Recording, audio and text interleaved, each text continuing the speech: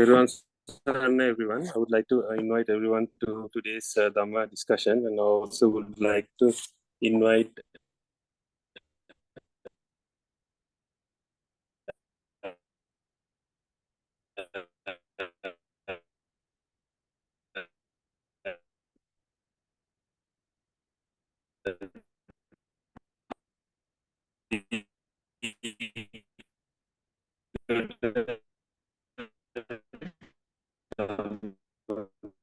Dhammadassi Thero to start today's conversation with kindness and metta towards us. Thank you.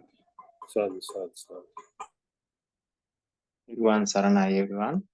Today also we are going to do this Dhamma discussion based on the questions that you have posted on the WhatsApp group. Before starting the discussion, as always, let us make our minds suitable for a Dhamma discussion. So, Lobha Dosa Moha or Pancha Nivarana mentality does not help Dhamma, understanding of Dhamma. So we have to get rid of that mentality, and we have to come to Alobha Dosa Moha mentality. So to do this, we will be recalling on the meritorious deeds that we have done throughout this samsaric journey, especially towards the Buddha Sasana. Dana, Sila, Bhavana, and other meritorious acts that we might have done in this lifetime as well as in previous lives. That would help us to have a delighted mindset as well as a mindset free of Nivarana. So let us think about all the meritorious deeds that we have done throughout this samsaric journey. May all the meritorious power agglomerate together, creating the perfect background for us to understand Dhamma. May everyone have refreshed minds that can understand these core concepts of Dhamma. And with that idea in your mind, accept this blessing with the sadhupada. Sadhu, sadhu, sadhu, sadhu. And let us also recall all the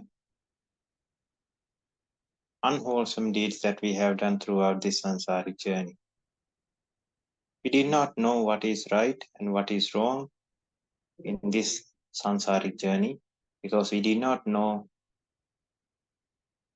what is valuable and what is not valuable.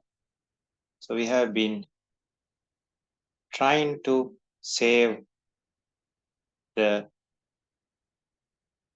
valueless things, meaningless, pointless things, and in the process, we have hurted and harmed many sentient beings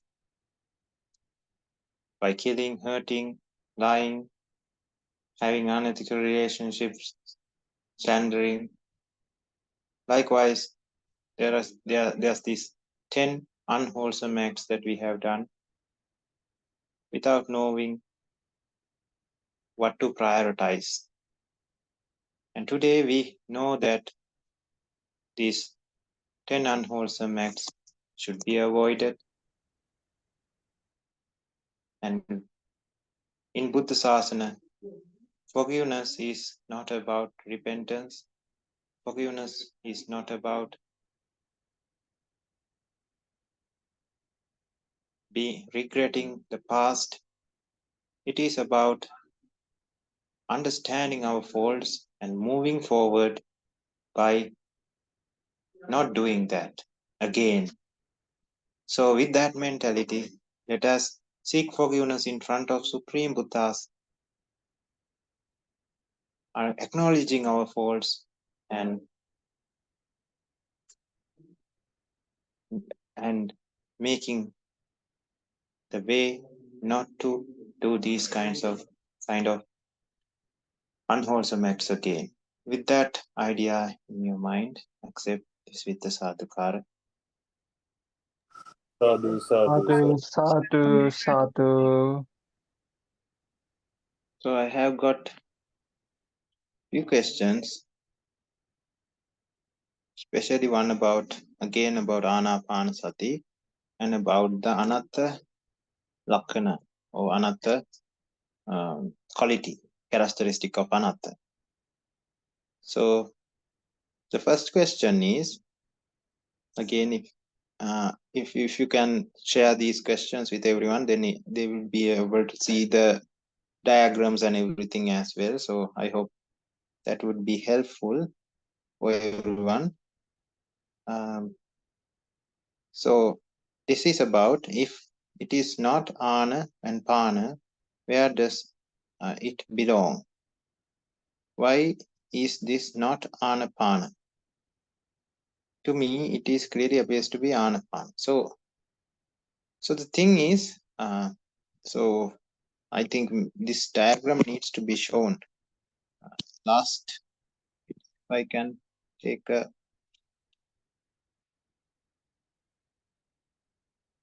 screenshot, then I will be able to share it here.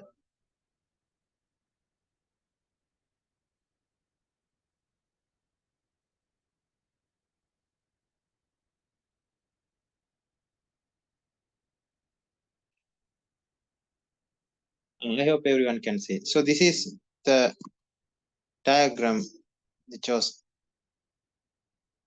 attached with the question.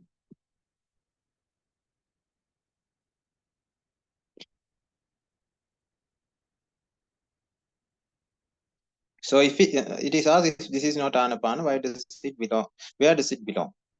Why is this not Ānāpāna? So Ānāpānasati is a very broad topic.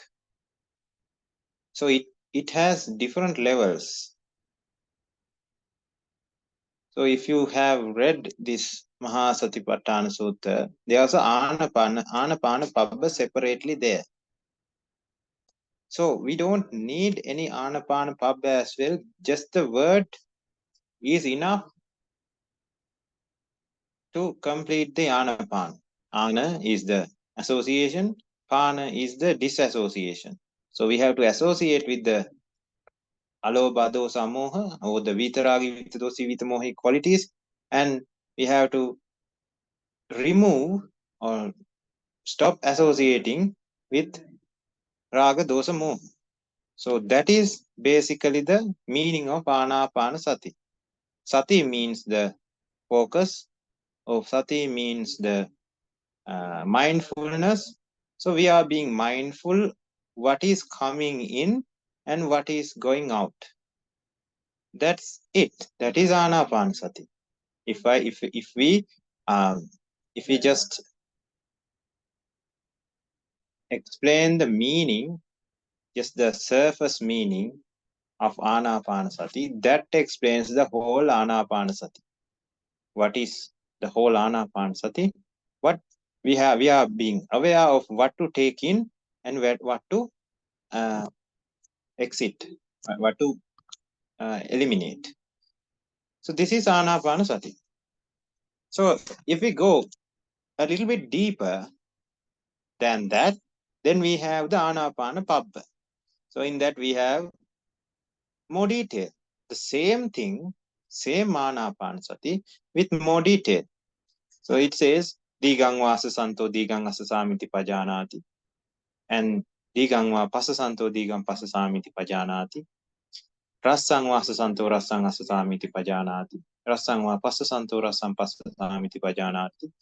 Sabbakāya patisangvidi asasissamiti sikkati. Sabbakāya patisangvidi pasasissamiti sikkati. Pasam bayang kaya sankarang asasissamiti sikkati. And pasam bayang kaya sankarang pasasissamiti sikkati. So this is the Ānāpāna Pabbha of Kaya Anupassana of Satipatthana Sutta. So in that, the detail is more, what we have to do is more elaborated there. So we know what to do now. When we have dense raga dosa moha things, lobha dosa moha things, we have to eliminate those dense defilements in a very effective manner, or we have to do that throughout a bigger, longer period of time. And when we have smaller defilements, we can engage on them in a lesser level. So likewise, there's this methodology explained in more detail when it comes to Ānāpānapabba, but the same Ānāpānasati is explained but to a more detailed extent. So that is again Ānāpānasati. So this is the first one is also Ānāpānasati. This is also Ānāpānasati. So the next level is the Ānāpānasati, which explains the Dhyana Magga. So this Ānāpānasati. So we can apply Ānāpānasati in different levels, in different persons, different people who has different Indriya Ānātta can use Ānāpānasati. So the initial Ana is association, Pana is disassociation, is practiced by everyone. Again, this Ānāpānapabba is also practiced by everyone who is practicing Satipatthāna, Sattara Satipatthāna. So again, there's this Ānāpānasati version which could be applied to individuals who would be practicing the Dhyana Magga or Kaya Sakhi Magga. So in that pathway, the detail is given in such a way, it explains how to eliminate Raga Dosa Moha in Dhyana states. First Dhyana, second Dhyana, third Dhyana, fourth Dhyana, and the four Samapattis. Akasananchayatana, Viññānañchayatana, Akinchanyayatana, Nevasanya, Nasanyayatana as well. So we can take that way, and if somebody is practicing that pathway, then they can use that as well. So everybody is practicing Ānāpānasati, but again, depending on their Indriya Ānātta. So the question is, it asks whether the highlighted or rounded area in this picture, which constitutes of Vedana-anupassana, Chitta-anupassana, and Dhamma-anupassana, doesn't it belong to Ānāpāna? Yes, if we go through the sorry about that. If we go through the simple meaning of Ana and Pana, association and elimination or disassociation, you can say Vedana-anupassana is also about Ānāpānasati in that way. Chitta-anupassana is also about Ānāpānasati, because we are seeing whether in Vedana-anupassana we are being mindful about the Vedana, what Vedana is coming. So it's whether it's a Samisa or a Niramisa. It's whether it's a Samisa Sukha, Samisa Dukkha, or Samisa Adukkama Sukha, Adukkama Asukha, or Niramisa Sukha, Niramisa Dukkha, or Niramisa Adukkama Asukha. So depending on which, we would decide what to do, whether we would get associated with that Vedana and develop it more, or whether we are going to refrain from that Vedana and eliminate that Vedana. So in that sense, there's Ānāpāna in that as well. So that's why it says we cannot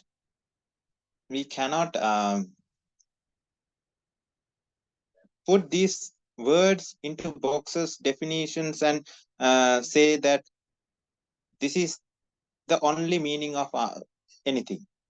It is the same for Ānāpānasati, it is the same for Samadhi, it is the same for Dhyana. In every word, we have just a general outline, but depending on our understanding, that outline would get broader and broader and the understanding would become higher. So the understanding about Sati or Samadhi of a Supreme Buddha is enormous, it is infinite. But the understanding of us is very little.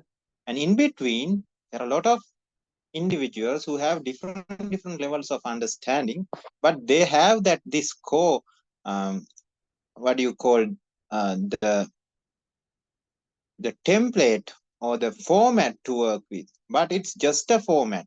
We cannot put these things into definitions and clear cut, what do you say, we cannot put them into different boxes and limit the meaning and say Ānāpānasati is this much and there's nothing more than that. So the simple meaning we can say Ānāpānasati is this. So we know the format, we know what we are working with, but as our wisdom grows, as our understanding deepens, we would understand that this is also Ānāpānasati. This way also we can say it's Ānāpānasati, because it's aligning with the format, or it's aligning with the basic structure of Ānāpānasati. So that's why here, even though Ānāpānapabba is listed differently in the Kāyanupassana, we can say that this Vedananupassana also has a Ānāpāna shape, because Ānāpāna, if it's association and disassociation, then in Vedananupassana, but we have to know that it's not Vedananupassana where the Ānāpāna is applied here, but at the effort. So Sati, Vayama, and Samadhi, these three work together. As soon as the Sati is originated, or when somebody is start being mindful, then that person would understand whether it's a Samisa Sukha or a Niramisa Sukha. Now that identification is about Vedananupassana. So now after the identification only, we would be able to do something about it. Now doing something is Samma Vayama, effort. So in that effort part, we would be associating with the Niramisa Sukha and eliminating the Samisa Sukha. So that it falls under Samma Vayama. We don't need to know these words and we don't need to know the categorizations and everything. What we need to know is practically what we are going to do. What we are going to do practically is we are being mindful. We are being mindful whether raga, dosa, or moha is being created in our minds.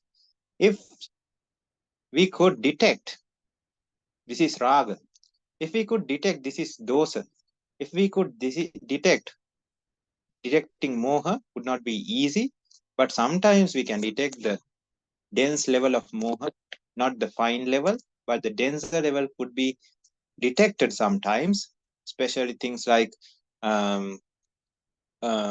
let's say these ideologies about this world is good and everything that comes with avidya.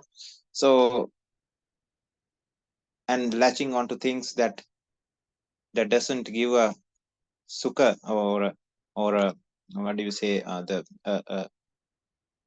a pleasurable experience, but we are just attached to them because it's because of moha. Just like some small child liking some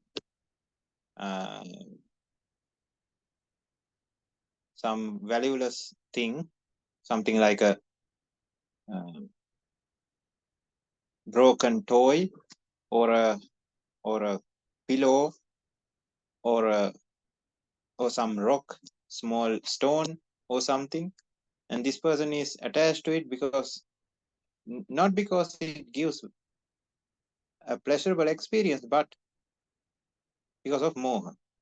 So moha, if that kind of a moha was there, maybe sometimes one can understand that. However, if it is about raga, if it is about even if it is about moha, dosa, or dosa, in these all three instances, what we have to do after detection, if we could not detect, then we have to work on our detection skills, or we have to work on sati. We have to practice sattaro Satipatthāna. And when we are able to understand the current status, and we are able to understand, or we are able to detect whether we have created raga, dosa, or moha, then comes the effort. Then we have to use our prajna, use our understanding to reason out and see why raga is a problem, why raga is a fire, dosa is a fire, moha is a fire, and should not be entertained. So when we see the world in this way, that reason for the raga to occur would be eliminated. When the reason is gone, the effect would not occur. The raga would not be created. It's the same for dosa and moha. So we associated Dhamma, we got associated with Dhamma, we eliminated raga, dosa, moha. When this is done, gradually the samadhi would develop. So this is all about a practical way of using this. It is not about theory and understanding these words and concepts and everything to a very, very detailed level. We need to have a basic understanding, it's true, but after that, we need to use this practically. So we don't need to know these in detail as well, especially the Vira, Samisa Sukha, Niramisa Sukha. So that is the next detailed level. So even a person doesn't know about this Samisa, Niramisa and everything, if that person knows Raga, Dosa, Moha, can understand that this is a Vedana that was generated because of Raga, this is a Vedana that was generated because of Dosa, or this is a Vedana that was generated because of Moha, that would be just enough for him to or her to initiate the action of initiate the Arya action of purification, purifying the mind, or gain Ānāpānasati. So that is what we need to understand with this. So though I have explained in the last session about this Ānāpānasati, we have to have that broad idea. Ānāpānasati is this. The Ana is association and Pana is elimination. So we know what to get associated with, and we know what to eliminate. So that understanding should be there.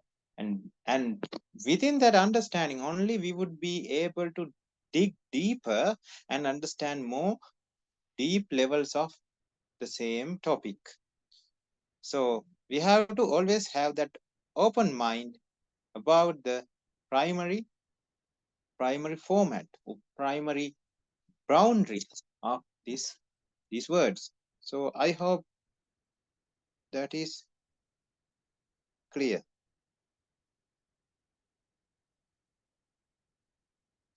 So the Ānāpāna Sutta in Majjhima Nikaya that we have discussed before, it's not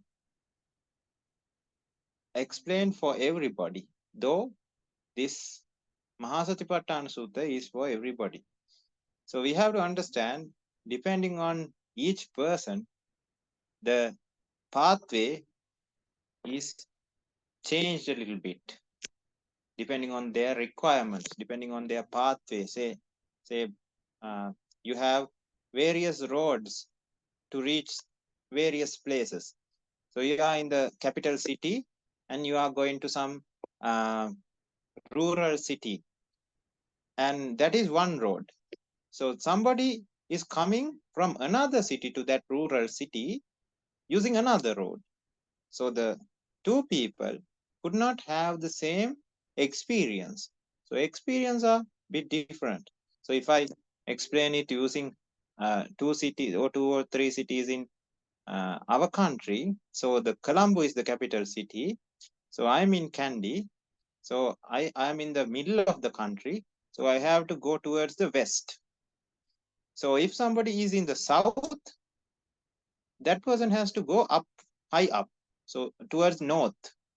So I am going towards west, and that person from the south is coming towards north to meet at the same spot. And my experience in that journey and that person's experience in that journey are totally different from one another. So if somebody is telling him the path, giving him directions to reach that certain spot, that person would have to take totally different approaches for the two individuals because they are in two different places physically. Just like that, different individuals practice Arya Dhamma in different ways. That is called Indriya Anatta. So depending on this Indriya Anatta, people would have different experiences, different ways of practicing, even though it's the same bigger concept, just like Ānāpānasati. In Ānāpānasati, it's just a bigger concept, but when it becomes it becomes specialized to a different group, that is still Ānāpānasati, but it's specialized. Just like a normal doctor knows how to treat patients. But if it is a, let's say, ENT surgeon or a eye surgeon, they know more about the eye. Normal doctor also knows about the eye. He also knows about the function of the eye. He knows different very common diseases that are occurring in the eye, and he knows how to treat these conditions as well. But if we go to the consultant level, where the eye surgeon treats very rare diseases, knows everything about the eye that is discovered so far through the science, and knows how to treat all these problems as well, and knows how to operate on the eye as well. So that's a different level. Everybody knows something about the eye. Even the lay people knows that eye is an important organ, needs to be protected. These kinds of corrosive things should not be put into the eye. Eye need to be protected at all costs. So that kind of understanding is there. Even the lay person has some understanding about the eye. Even the small child knows that this is eye. At least that person knows the name which should be called to these two organs that are embedded in our face or the skull. So that much of understanding is there even in a small child. So the understanding of the person who is more matured knows more about the eye. The doctor, the ordinary doctor, knows a little more about the eye. And the consultant, the eye surgeon, knows very much about the eye, a lot about the eye. So likewise, everybody is doing this Ānāpāna in a way, because everybody is trying to eliminate Raga Dosa Moha and is trying to develop Vitaragi, Vitadosi and Vitamohi qualities in them.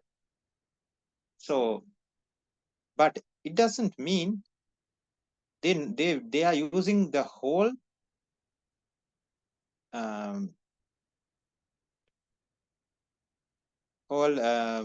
big Ānāpānasati. They are just using might be the surface of Ānāpānasati, might be the second stage of Ānāpānasati. This in Ānāpānasati Sutta, it explains a specially derived version or a specialized version of Ānāpānasati. So just like that. Again, this sometimes this Ānāpānasati in Vedanānupassana we have Pīti Patisangvedi. Just we can take that as Dhamma Priti in a normal person as well. Just like that, we can derive those to our understanding and to our pathway as well.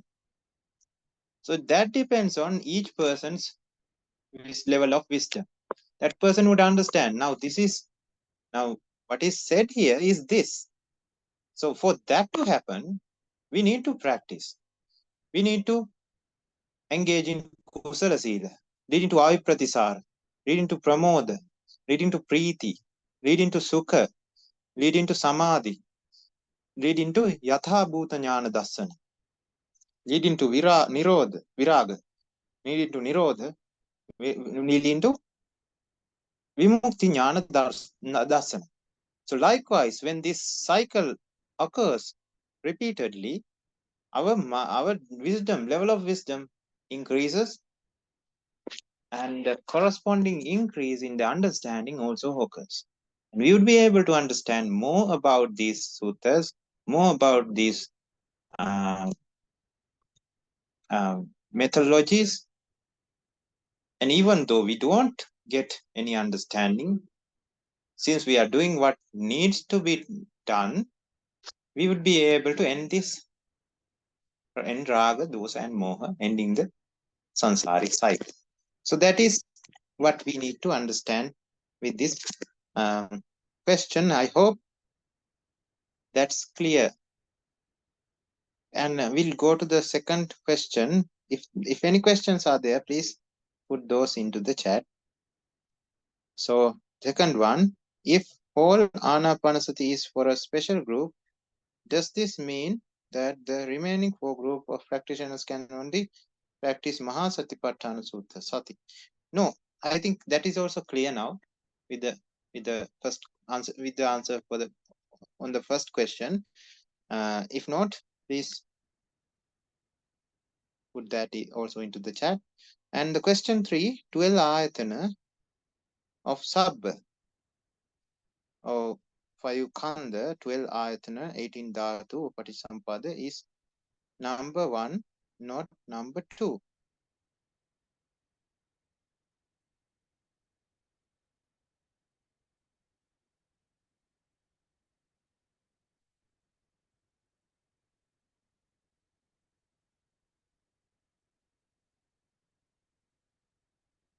I think this picture also needs to be shared.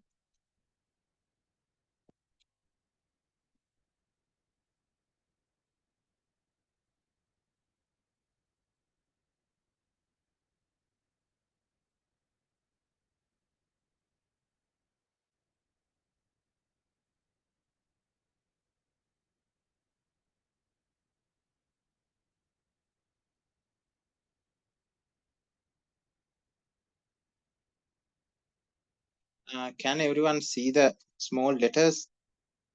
You might not be able to see sometimes. I don't think everyone can see that. Thero, I think we cannot see this. I think it's in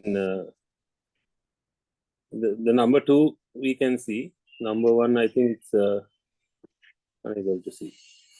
Yeah, but if Kim has shared the picture, we can see from that also. okay. So if I magnify this like this, it goes back to its original state.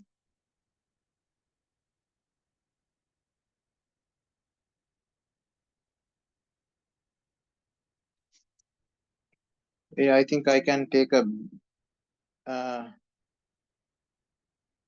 screenshot of a magnified picture and then share it.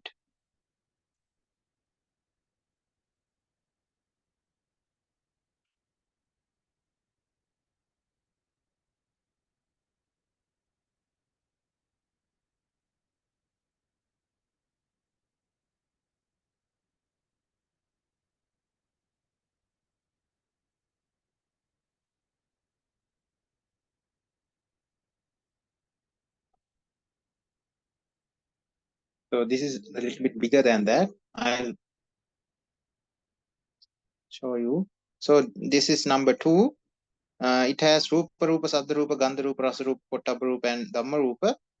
And in the other side, Chakku, Sota, Gana, Jiva, Kaya, Mano. And in the first one, we have, I think it's in Korean. I think it's Halayatana, Chakkayatana, Sotayatana, Ganayatana, Jivayatana, Kayayatana, and Manayatana in one end, and in the other end, Rupayatana, Saddhayatana, Gandhayatana, Rasayatana, Pottabhayatana, and Dharmayatana.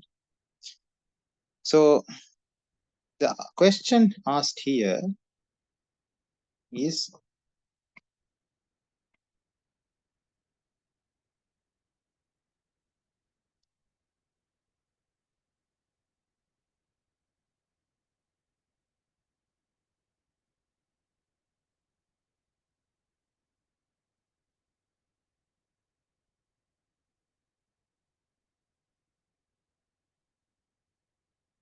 so 12 ayatanas. Is number 1 not 2? I think what is asked here is, what should we take as Panchaskandha, 12 ayatana, and Dhatu, 18 Dhatu, and Patisam. So sure, the Patisampada is explained here, the Abhyagata Patisampada and the Avijjapaccaya Patisampada. I think there's no problem in that. So when it comes to the Panchaskandha, we know there are 2 variations in that categorization. One is Panchaskandha, one is Panchupadanaskandha. So here at the Abhyakata Patisampada, we have Rupa Rupa, Saddha Rupa, Gandha Rupa, Rasa Rupa, Pottabha Rupa, and Dhamma Rupa. And in the other side, we have Chakku, Sota, Gana, Jiva, Kaya, Mano. So that categorization, we can say it's just Panchaskandha. And in the other side, when it comes to the Avijjapaccaya Sankara, it becomes a Panchupadanaskandha.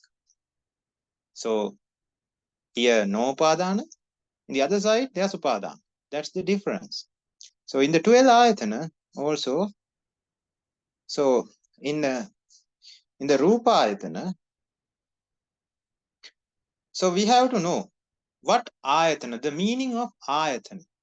Ayatana comes from the word ayasthana. Ayasthana means, it is, I think we have discussed this before, it is used as a helping place. It is used as a, it is used to assist something. So Chakku assists something, and the Rupa assists something. What does they assist? They assist the seeing. If we get in that order, the seeing jati is created. So in that way, 12 ayatana can be taken in this first Patisampada or Abhyagata Patisampada area as well. But if the assisting is for avijja, I is assisting avijja, Rupa is assisting avijja, that is Rupa ayatana, Chakka ayatana again.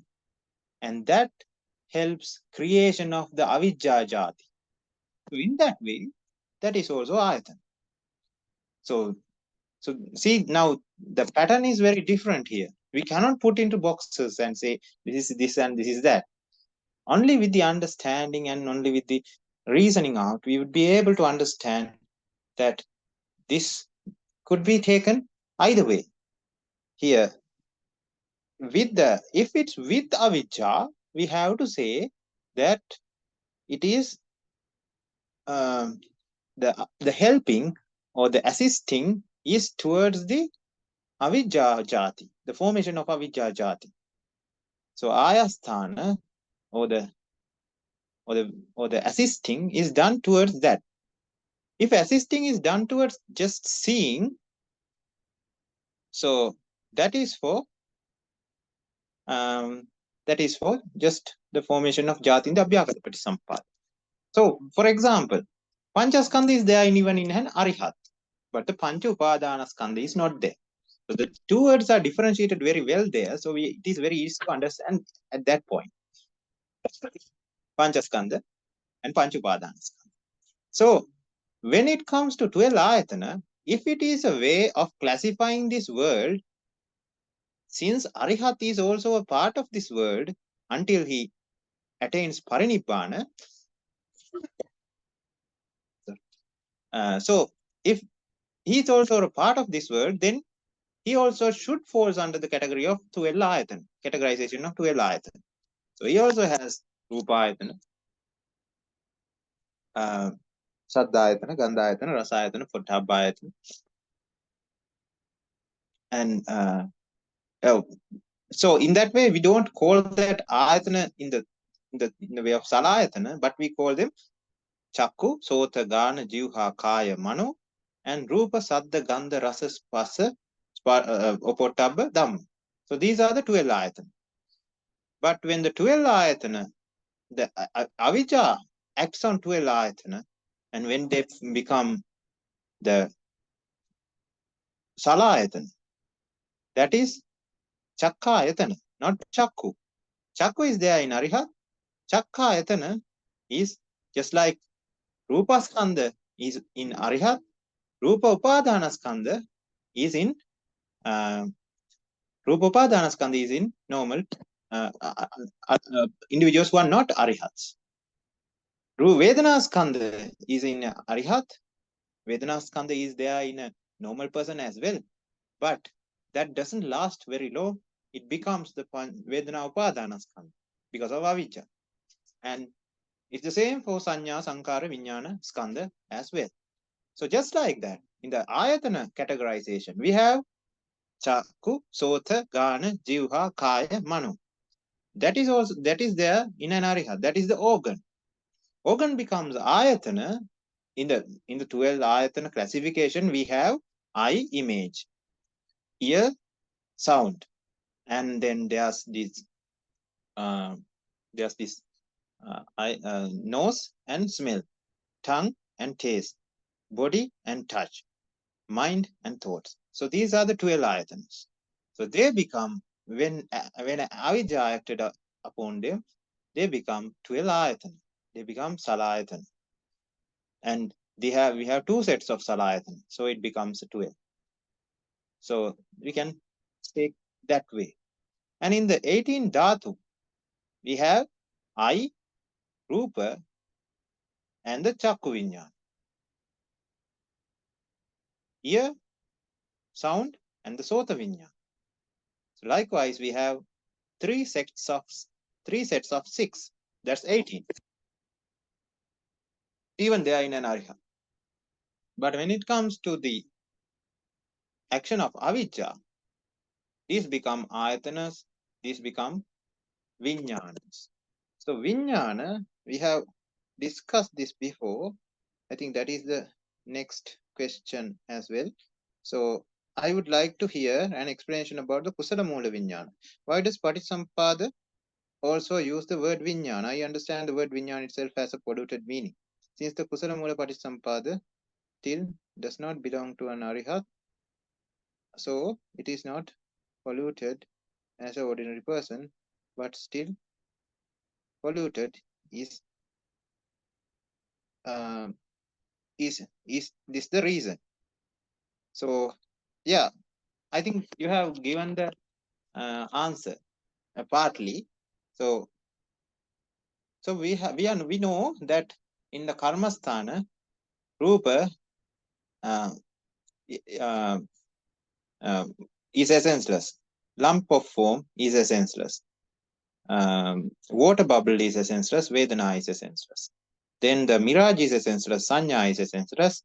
Then there's this plant and trunk is essenceless. Sankara is essenceless. Then the final one is illusion is essenceless. Vijnana is a senseless. So we are seeing through an illusion. How do we know this? Think about it. Now you are seeing a screen, and this screen is made of pixels. Now that's 2D, two-dimensional. But if you get this in a three-dimensional view, now we can say this world is made of color dots of color dots. So pixels again in a 3D space. So we are seeing this environment as dots of various color in a 3D space. So this is how we are taking in the details to the mind. Dot by dot, we are mapping this in a three-dimensional mental space. And after mapping, we are giving various names to various shapes. That is called mano. Then we are doing the mano and manasa. So then only we would be understanding this is a person, this is a phone, this is a personal computer, this is a chair, this is a table. So we would be able to understand these things only after that. So it is through illusion. Since the dots are in a certain way, certain pattern, after this pattern recognition only we assign this name to that certain item. We assign the name.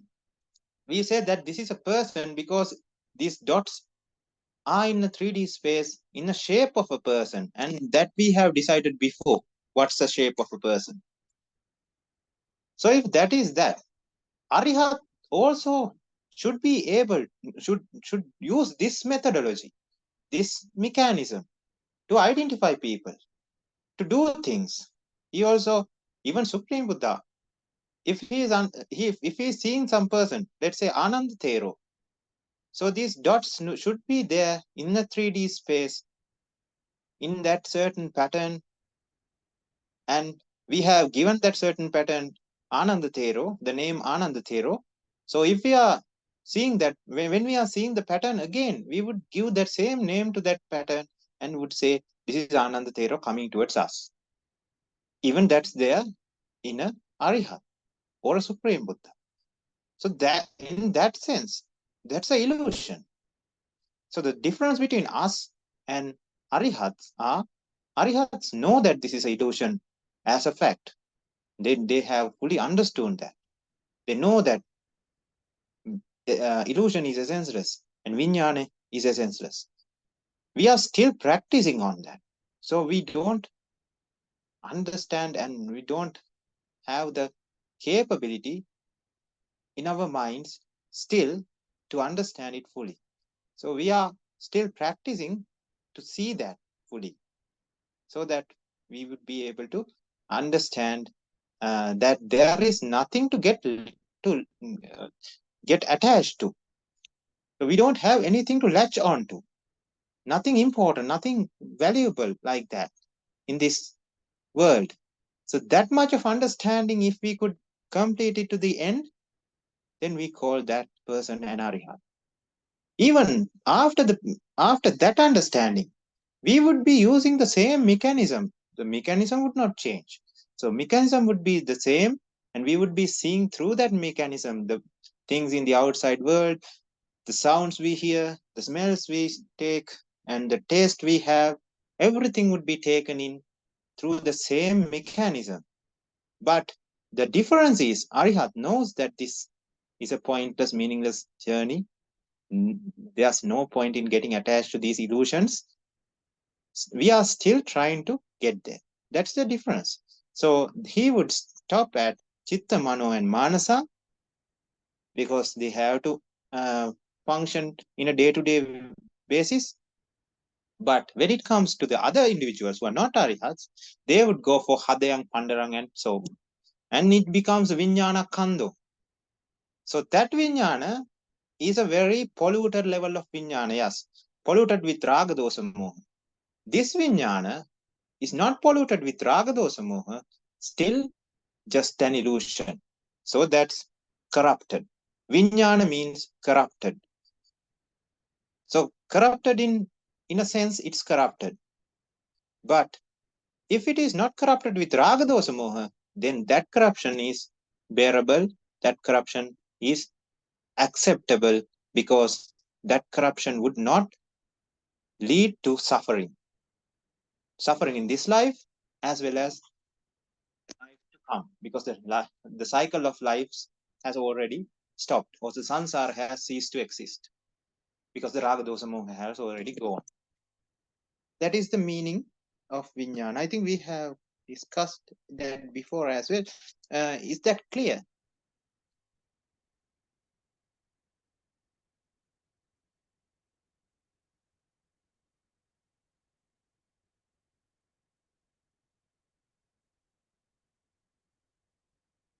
Okay, so there's one more question. No, I think two more questions. I'll put that also into the screen.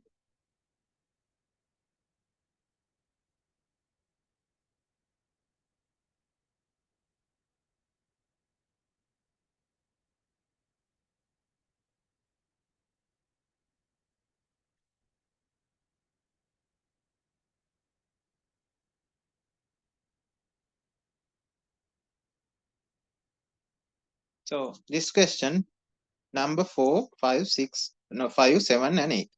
These arrows are in correct direction. 4, Sankitta Chittang, Vikitta Chittang. And the 5 is Mahat Gatang, Amahat Gatang. So 7 is Samahitang, Asamahitang. And the 8 is Vimuktang, Avimuktang. I think now the same pattern doesn't follow in every step. So here, yes, if we go to Saraga Chittang should be when we this is about detection only. That is why the Chattaro Satipatthana is about Sati, not Samma Vayam. Samma Vayam is explained in a different way. So if you go through the Satya Vibhanga Sutta, in Satya Vibhanga Sutta, it is very well explained. What is Samma Sati? Kaye Kayanupassī vihirati Atapi sampajano satima vinaya loke abhijja domanassa. Abhijja, or the dense attachments, or we can say the mischievous level of attachments, the selfishness, the these kinds of attaching nature, and again the corrupted nature, which is the maliciousness. So these two should be eliminated using Kayanupassana, Vedananupassana, Chittanupassana, and Dhammanupassana. So that is Sati. What is the meaning of Samma Vayama as explained in the Satya Vibhanga Sutta? It explains Uppannang Kama Vitakka. I think that is the explanation. Wait, I'll go through it and explain to you, because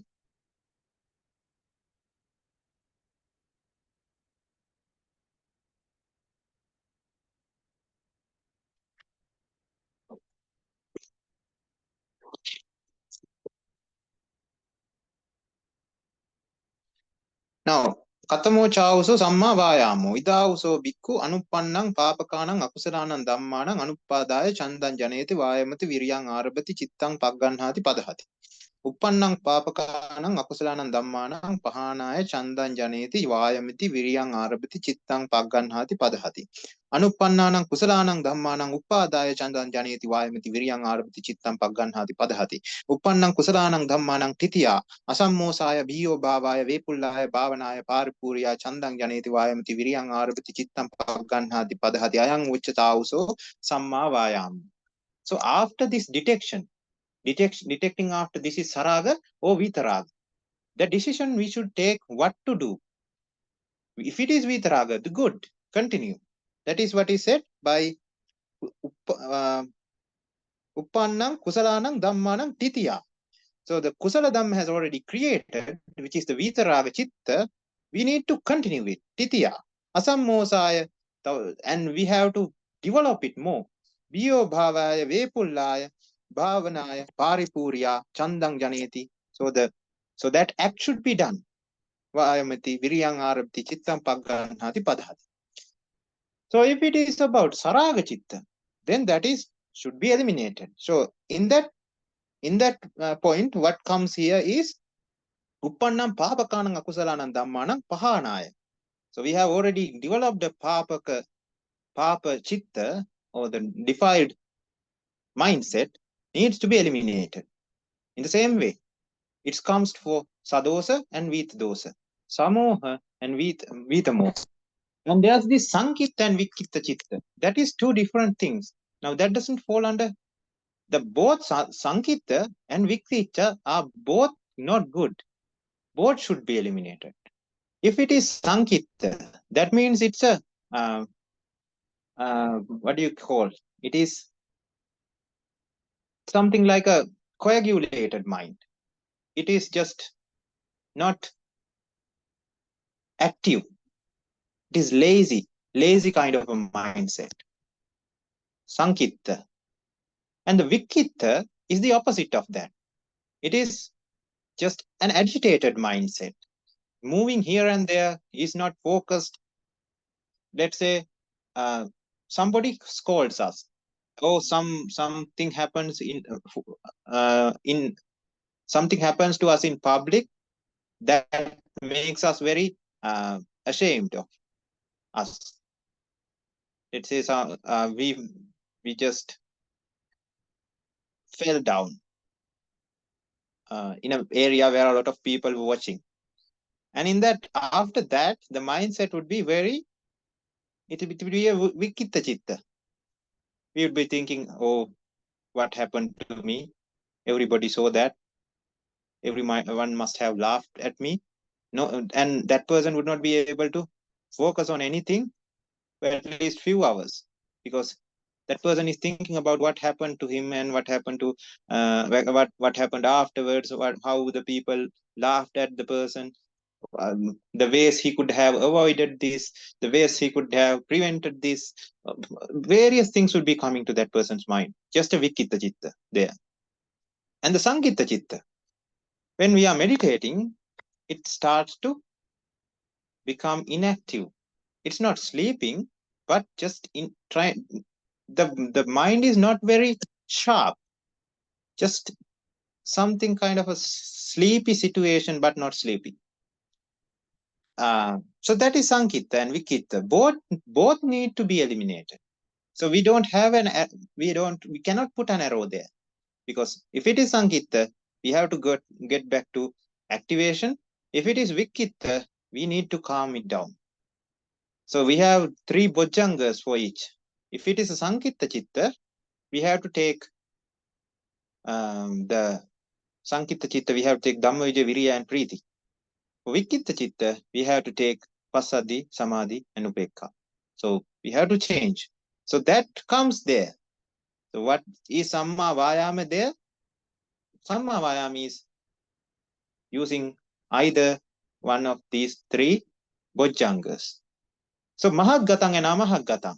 Mahadgata is the dhyana chitta. Amahadgata is not a dhyana chitta. It is not dhyana. So again, we don't have anything to do with that. If it is a amahadgata chitta or a mahadgata, if it is a mahadgata chitta, we can continue that to a higher level. If it is a amahadgata chitta, we can get the incentive to develop the mahadgata chitta. So that way we can use that. Again, there's this sauttarang and anuttarang. Anuttara chittang means anuttara means the holy or sacred. That is, we can say magapala chitta, or we cannot identify the magapala chitta, something like the vitaragi, vitadosi, vitamohi nature of the chitta. So these are interconnected in a way. So anuttara. Sauttara means not noble. We can say the word noble there. So noble chitta and chitta which is not noble. Le chitta. and noble chitta. So understanding this would, or detecting this would help us decide what to do next. That is what Chittanupassana is about. Detecting what is going on in the mind so that we can do something about it. We can continue or we can discontinue. So that is what Chittanupassana is about. Again, Samahitam and Asamahita. Samahita means the Samadhi Chitta. Asamahita means again non-Samadhi. Chitta with no Samadhi. Chitta with no Samadhi. So if the Chitta is not with no Samadhi, something like a Vikitta Chittang there as well. Then the first and last one is Vimukta Chitta, means then somebody has achieved some Magapal there. Sotapanna, Sakadagami, Anagami, Arihat. Avimutta Chitta, we know that that has not happened. So these, we have to be aware of these things, because then only we would be able to do something about that certain situation. Otherwise, if we are not aware about what is happening in our mind, then automatically we are, since our minds are programmed for a very long time in the samsaric journey to act with raga dosa moha, they would automatically go towards the raga path instead of taking the vita raga path, go towards the dosa path instead of taking the vita dosa path. And it's the same for the others as well.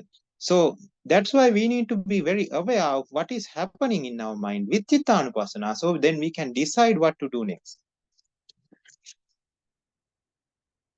Is that clear?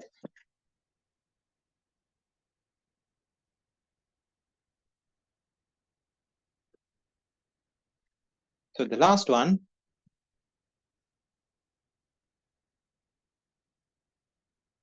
I think in this set, in this file, we have a few more files. So this sermon file is missing from the Google Drive. I'd like to get the answer to this. I read Majjhima Nikaya 62. It has a nice paragraph at the end about Ānāpānasati. In the Pali text, notice that it says asasasa passasasa and not asasa passasasa and not asasa passasa. But in the middle of the sutta, when Supreme Buddha explains about Vayodhatu, at the end, instead of using asasa passasasa, there's a difference in the words. Asasa difference in the words. Asasa passasa means inhalation and expiration. However, passasasa has a different meaning. We will discuss it today during discussion. I think this, if you read this, there are a few more suttas if you want to read. Paramasasa Sutta and Asasa Sutta as well explains very well what Asasa and Pasasa and Asasasa and Pasasasa means. Asasasa and Pasasasa has a different meaning. Asasa Pasasa, we know in Sinhala also, Aswasa Praswasa is inhalation and exhalation. So it corresponds very well. Asasa and Pasasa in Pali. In Sinhala, Aswasa Praswasa. So it is totally different from Asasasa, Pasasasa. So if I go through that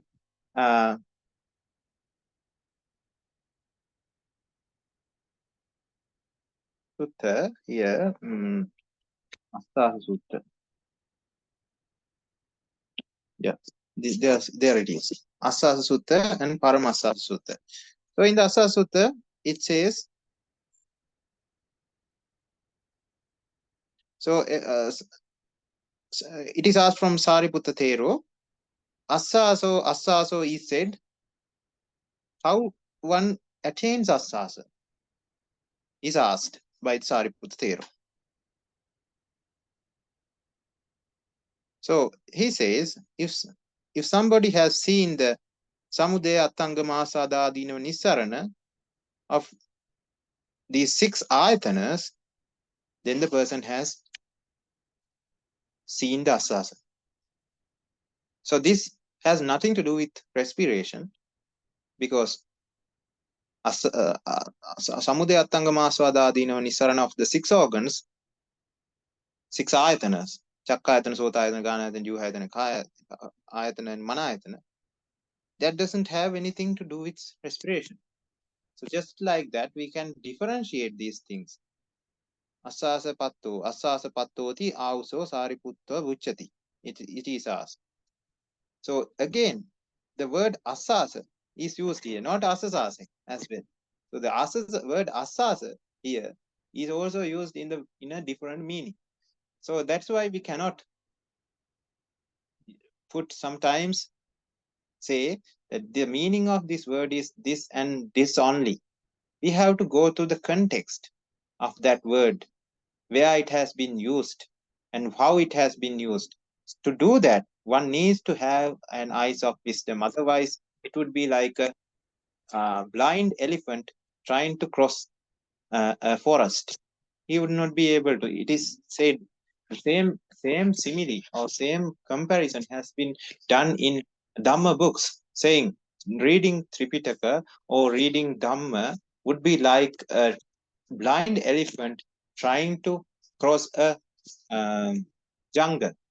Because if we go through, if we elaborate on that comparison, blind elephant would not be able to see. So he is bumping onto each and every tree in the jungle and falling onto each and every pit in the jungle without knowing where to go, what to do. Just like that, if a person does not have this understanding, that person would not be able to decipher the meanings of these words. But if even slight understanding of anicca, dukkha, anatta and this arya dhamma is is obtained from a noble friend, then that person would be able to understand the meanings of these words when used in the context. So we are reading the sutta with the understanding of anicca, dukkha, anatta. So we would be automatically using our minds to align the meaning so that it does not contradict the original understanding of anicca, dukkha, anatta. So it would automatically align with the understanding, and the meaning of the sutta would be, most of the time, it would be correct. So just like that, we would be able to understand what are the meaning of these words. So I'm not very sure what is asked in the 6th question, because there was no question there. It's just a paragraph at the end and a statement at the beginning.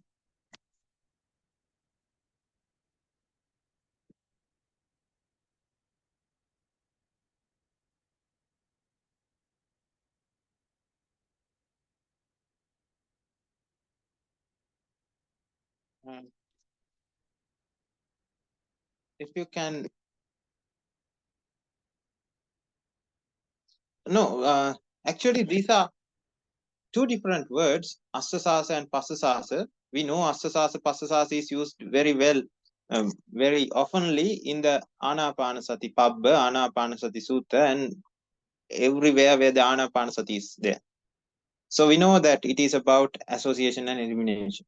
In other words, assasasa, passasasa, if I can go through this sutta and tell you that this, I think it's Majjhima, it says it's Majjhima Nikaya 62. I think it is.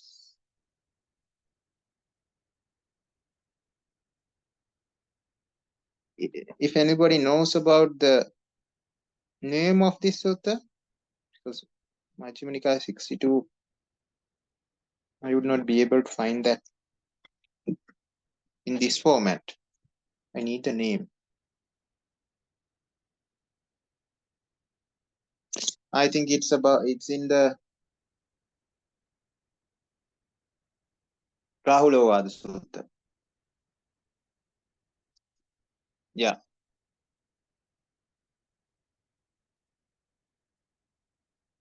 Maharahulawad.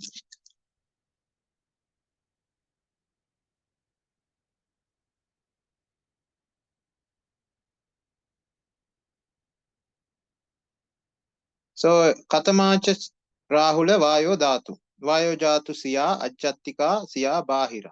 Katamacha Rahula Ajattika Vayo Dhatu. Yang Ajatang Pachatang Vayo Vayo Gatang Pa Padinnan Sayati Dang Uddagamavata Adogamavata Kuchisayavata Kottasayavata Angamanganusarnuvata Assaso Passaso. Here Assaso Passaso means now everything about Vayo Dhatu here. So Vayo Dhatu is about air. So it says the Angamanganusari Vata means the air that goes up and down. Likewise, there are various air that is contained in our body. So the final two of them is the Assaso and Passaso, which is inhalation and exhalation. It is the word Assasaso or Passasaso is not used here. Instead, Assaso and Passaso is used. That's why the meaning of this and the meaning used in Ānāpāna is different and is not about respiration.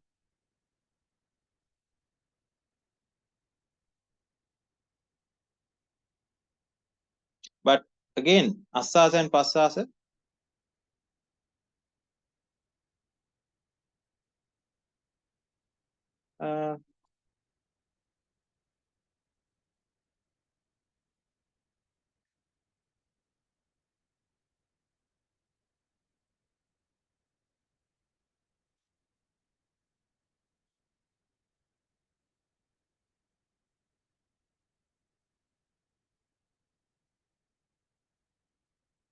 is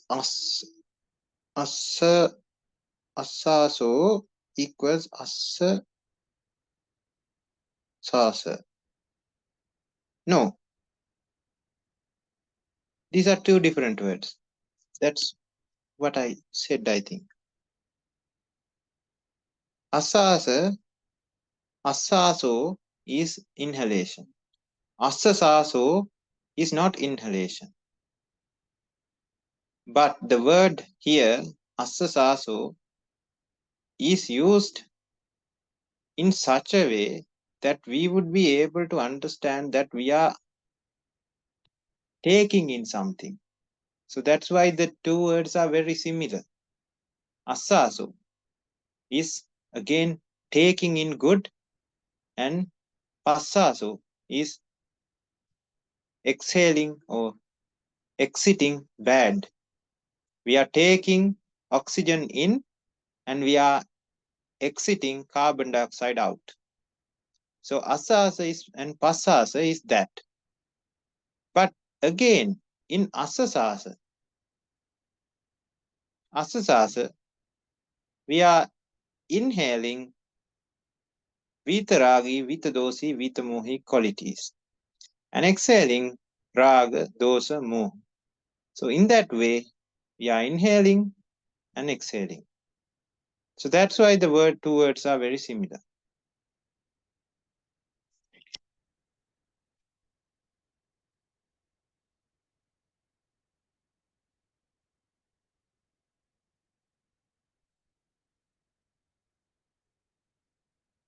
Okay, so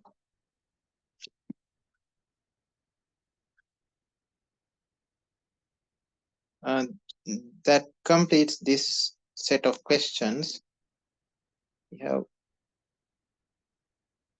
another set.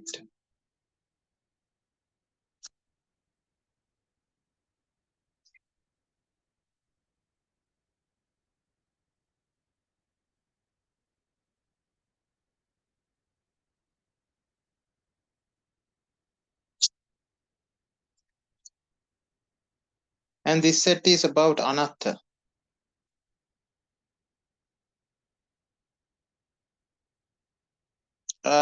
If everyone could go through these questions, I can share this again through the same mechanism.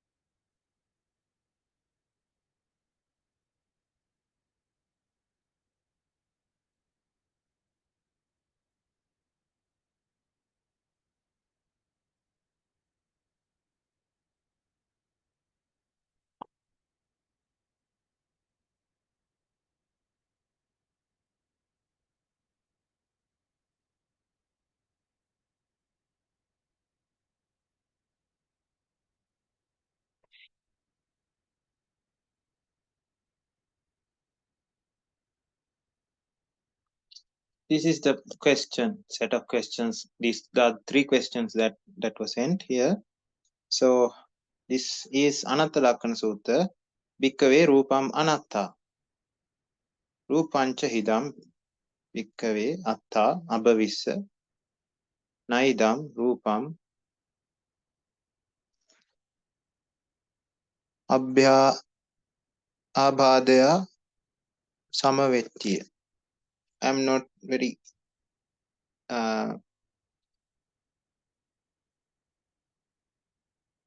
familiar with the English letters when it comes to Pali.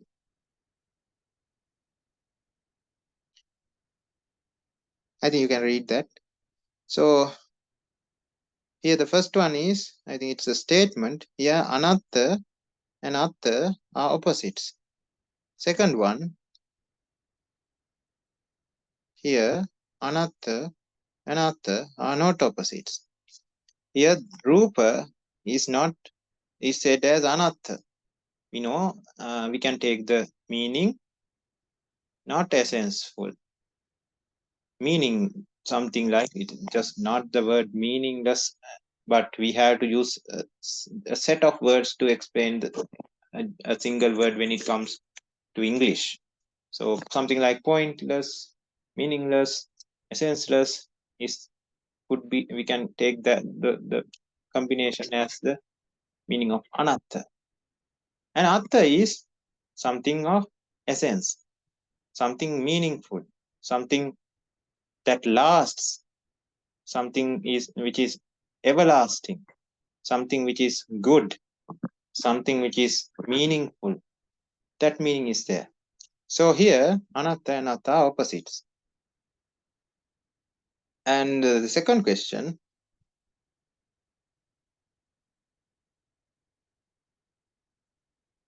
Yam panaicham dukkam viparinama dhammam kallannutam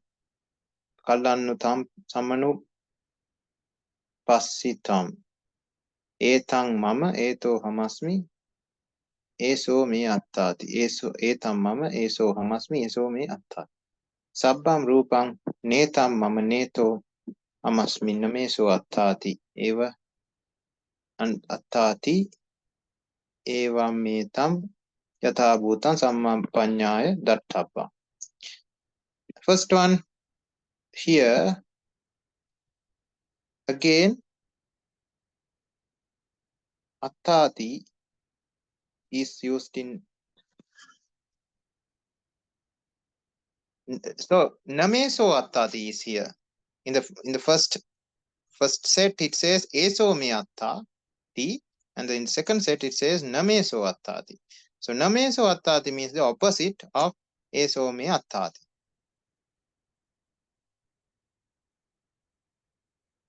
No, actually those are two.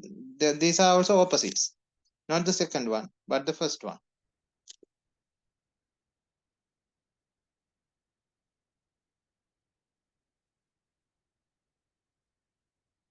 Now, yeah, here eso me atta and nameso atta, if I change atta to essence, it somehow doesn't feel natural. Now we have to understand that again, the same meaning is not used everywhere in the same way. It changes according to the occasion. So we have to go to the history as well. So if we go to the era of Kāśyapa Buddha, he also explained the same Dhamma, the Dhamma which was explained by our Gautama Buddha as well. So he has given all the Sattabojjhangas, all the Pancha Upadanaskandha, Panchaskandha, Raga Dosa Moha, and Anicca Dukkha Anatta. Everything has been given by him as well. But at his Parinibbana, the Buddha Sasana also started to got destroyed. It also got destroyed with the passing away of Supreme Buddha. So these Arya meanings were converted because they were lay people. It was converted into a lay form. So they also knew Rupa, Vedana, Sanya, Sankara, Vinyana. And these were written in Veda Grantha or Veda books. Veda books were written, and these books were coming from generation to generation until our Supreme Buddha's era. So in Veda books, there was this, if you go to the Māgandhiya Sutta, it says this Gatha is there in the Veda. What is the Gatha? Arogya Paramalabha Santutti Paramandanam Viswasa Paramanyati Nibbhanam Paramang Sukham. So they also knew about Nibbana, but not the Nibbana that we know. They also knew something. They knew Arogya Paramalabha. So what was the meaning of that? They thought if somebody is very healthy, then that person, that is the labha means it is something like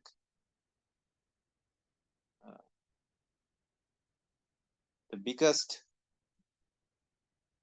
something like profit, but profit might not be the correct word there. Something like it is the best thing one could have, best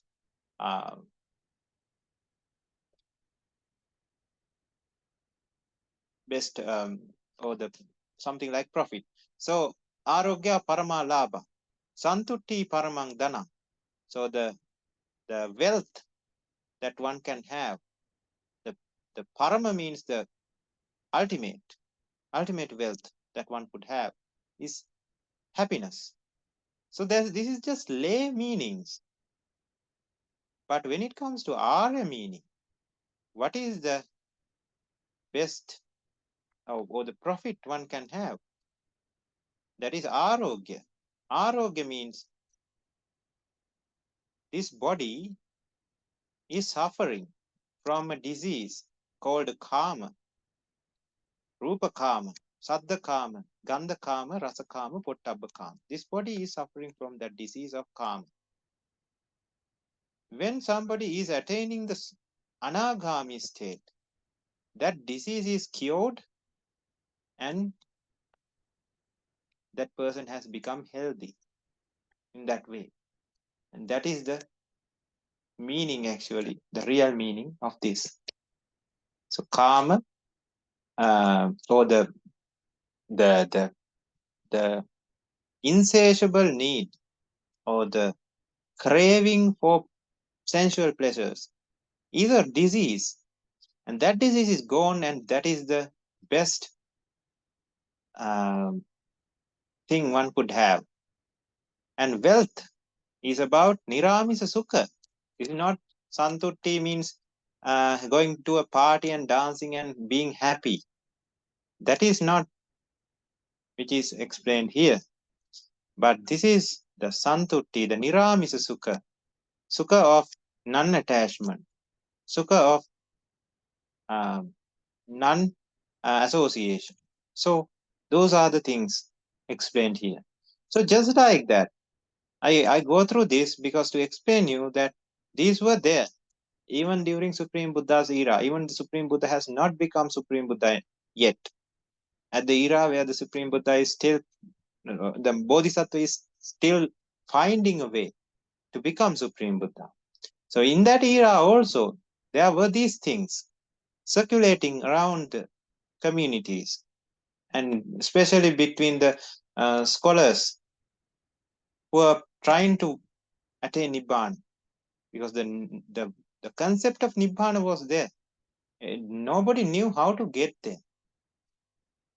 And that concept also came from previous Supreme Buddhas. So Panchaskandha, Rupa, Vedana, Sanya, Sankara, Vinyan was there.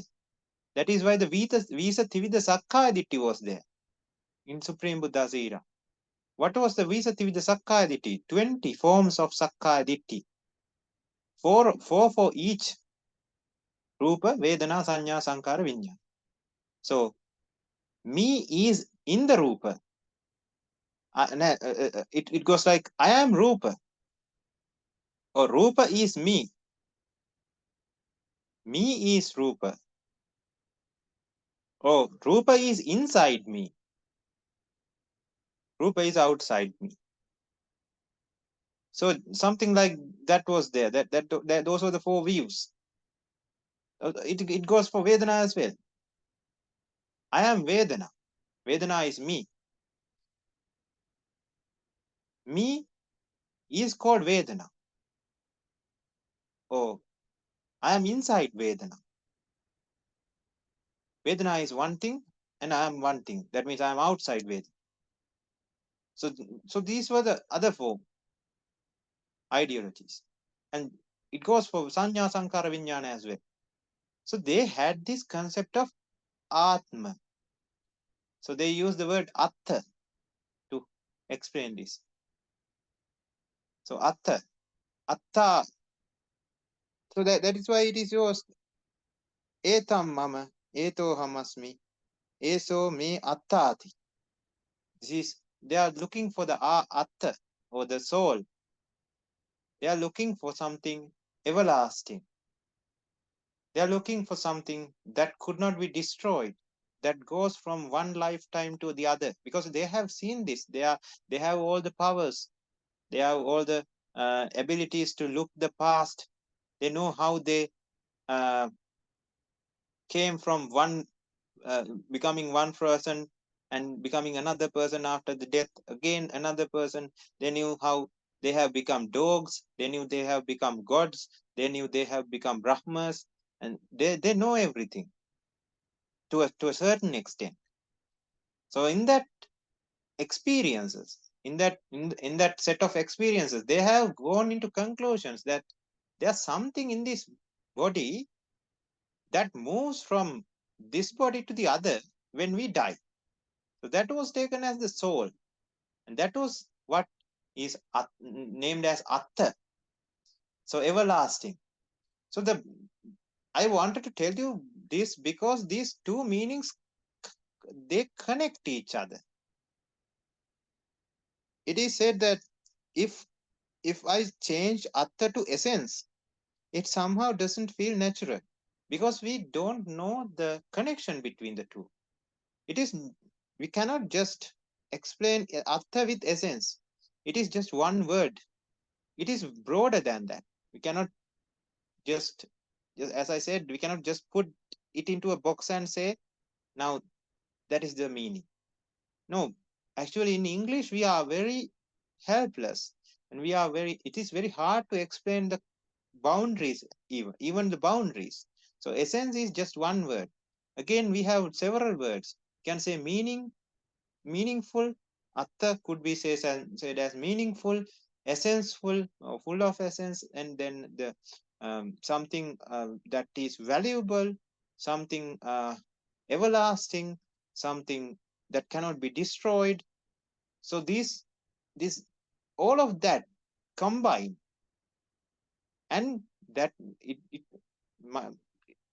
there could be loopholes, still there could be shortcomings, but if you take more words to explain this word Atta, then the picture would be more clearer. So if something is everlasting, it's full of essence. So these are interconnected in a way. So that's why it says that panaicham dukkham viparinama dhamma. If something is anicca, dukkha, anatta, or viparinama dhamma, if something is anicca, dukkha, and viparinama dhamma, Supreme Buddha asks, is it suitable to take it as me, or mine, or my soul? Here the soul, word soul is used. Or we can say as everlasting. Now that very well fits the explanation. Because if something is viparinama dhamma, is it okay to take this as everlasting? Because soul is something everlasting. It goes from one body to other, and it could not be destroyed. In Bhagavad Gita Avali, now this is a Veda Grantha used by I think Brahmins. So they, in that Bhagavad Gita, it says,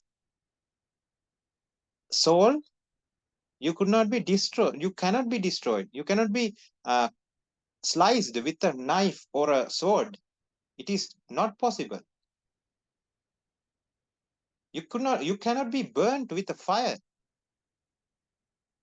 You are just like a bird going from one cage to the other. You are creating one body after the other, and you are eternal. So that was the meaning for the soul. So this was the ideology there in Supreme Buddha's time, during that time period. So even we still have these beliefs. Everyone believes that there's a soul. Everyone doesn't believe that this is a cause and effect, mechanism of causes and effects happening at the moment. So we don't have that concept of soul. Nobody believes that. Everybody thinks that this is one single unit that lasts for a certain period of time, for eternity, or for 10 years, for 20 years, whatever the time period. But we know, no, it is not the case. It even does not last even 1 second. It's just for a moment.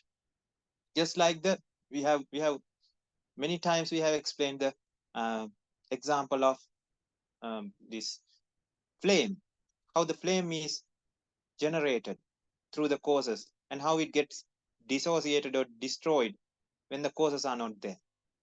So just like that, our body is also like that. Our soul, there's nothing called soul. Our mind is also like that. So the concept of soul again becomes a result of an illusion. Illusion because the continuous creation of the same thing leads to this illusional state, leading to a delusional ideology. So that's why we say there's this flame, and this flame is there for few hours now. Now, if we go through it with the eyes of wisdom, we know that it's not the case.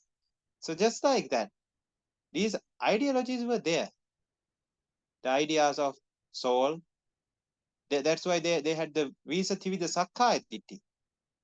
They tried to somehow apply this concept of soul, at least to Vedana, at least to Rupa, Vedana, Sanya, Sankar, Vinyan, and isolate this soul somewhere. They could not find it in Rupa, so they tried to apply to Vedana. Vedana is the soul. Soul is the Vedana. Vedana is inside the soul. So Vedana is outside the soul. Where is the soul? They are trying to find this. And there were 20 views, and they were arguing each other all this time. And these Brahmins came to Supreme Buddha as well, towards the Supreme Buddha. And they asked, where is it? You have to show us where the soul is. Then only we would believe that you are Supreme Buddha. So they did not have any reason to believe Supreme Buddha's words. So they just denied him. So since this was a concept, even in us, it is still there, because these Brahmins are not a special different kind of a people. They are also a set of people among us. These are the problems that we have, because we all are operated with avijja. So the individuals who are becoming priests or monks in this society after Supreme Buddha became the Supreme Buddha,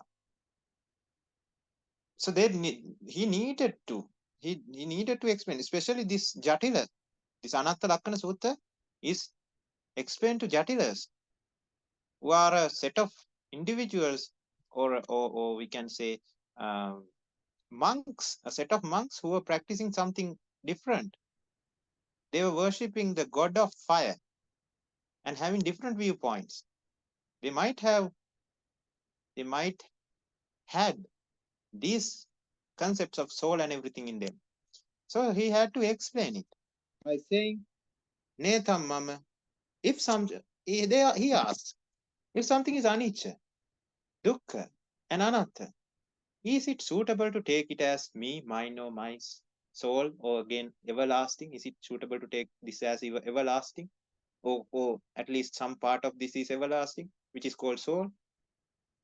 And the answer is no, it is not.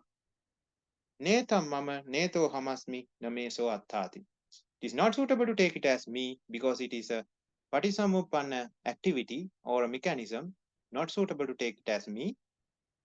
It is not suitable to take it as mine because it is of dukkha nature.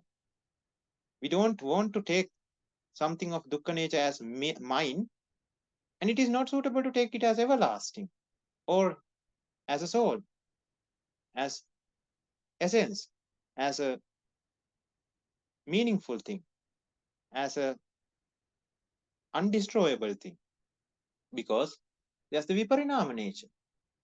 So now it very well, all the pieces of the puzzle comes together, showing the picture very well. So the final question, Netam mama neto hamasmi nameso attati. This is a detailed explanation of anatta.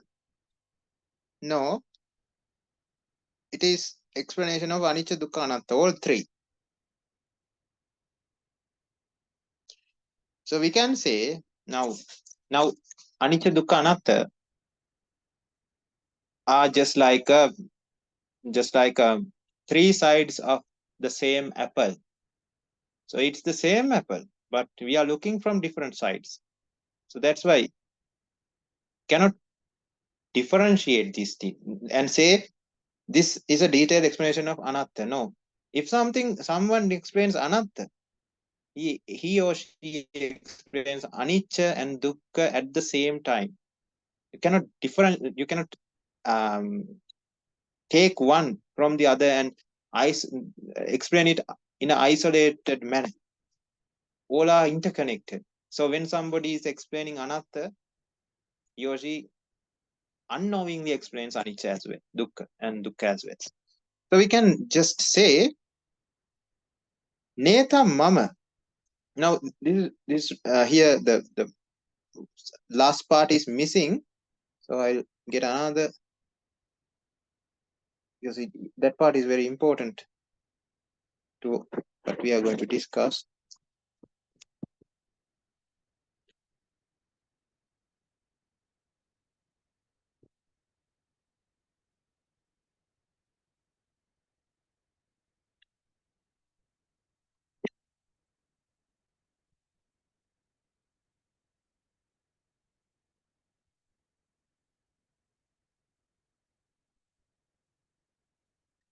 Okay.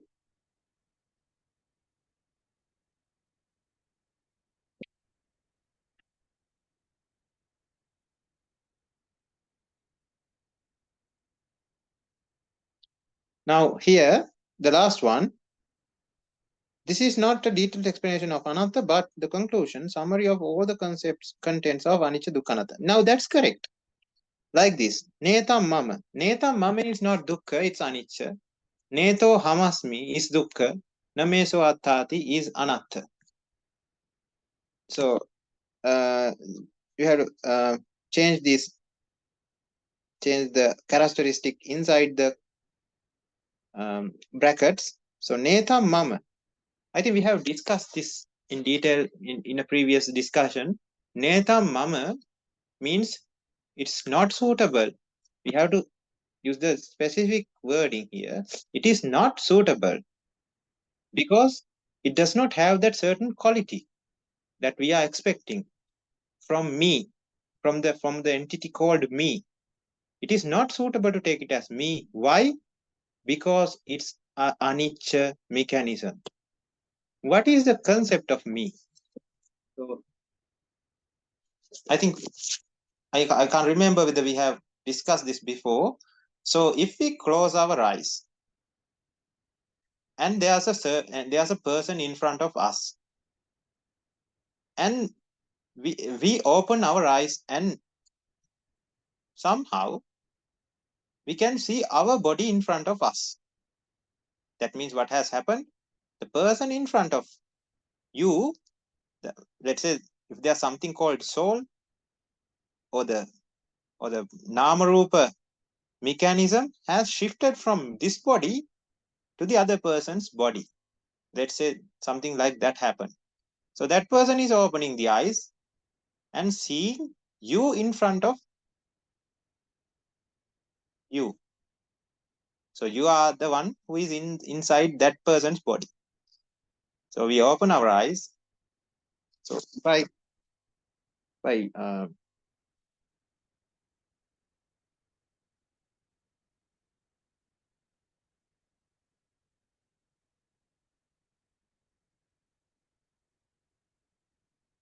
write this down.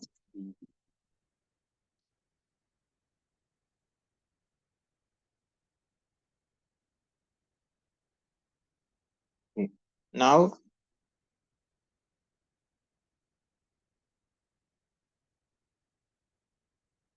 this person is sitting here. This person is sitting here. This is us. This is another person. So we close our eyes. So we close our eyes, and when we open our eyes, we see ourselves in front of us. So let's say the memory was also erased. We don't know the original image of ourselves. So we have not seen, we have not gone towards a mirror, or let's say somebody erases our memory. That would be easy. So we open the eyes. Originally, our image is in front of us, but we don't know that. We imply this is me immediately to this body and to this Namarupa complex. And why is that? Because just imagine, open your eyes. You can move your eyes to the right. You can move your eyes to the left. You can look at whatever the thing you want and try to lift your right hand. Then you can lift the right hand. You can lift the left hand. You can walk. You can talk. And the voice is not the original voice of yours, but the other person's voice. The hand which was lifted was not the original hand of yours, but it was someone else's hand. It's the same for the other things as well. But we have automatically come to the conclusion that this is me. Now, somehow the erased memory comes back. Then we see ourselves in front of us. We get confused. Now we know that something horrible has happened. Now we want to get back to the original body. So this is the story here. So that is what happens when we were born. We did not have this body. It was created, or it was made inside a womb, and we were attached to it as a Gandhabba, and we were born. At the birth, we can look at the right side, left side, and that concept of me has just started to implement in that mind with avijja, of course. So, if you think about it, what we called me here, the word me is used because we could control it according to our will or expectation. Think about it. This person's, you can't lift that person's hand because you are already inside this. You cannot lift that person's hand, that person's leg. You cannot make the words come out of this body, this one. The second one, let's number these. The second one. But you can do it in the first one. So the memory is erased. What can you control? You can control the first body. That's why just it's an illusion that controllability is an illusion of the Paticcasamuppada, because the Paticcasamuppada is very well integrated together to give out a very nice result. Everything works very smoothly. We can move, we can talk, our voice is coming.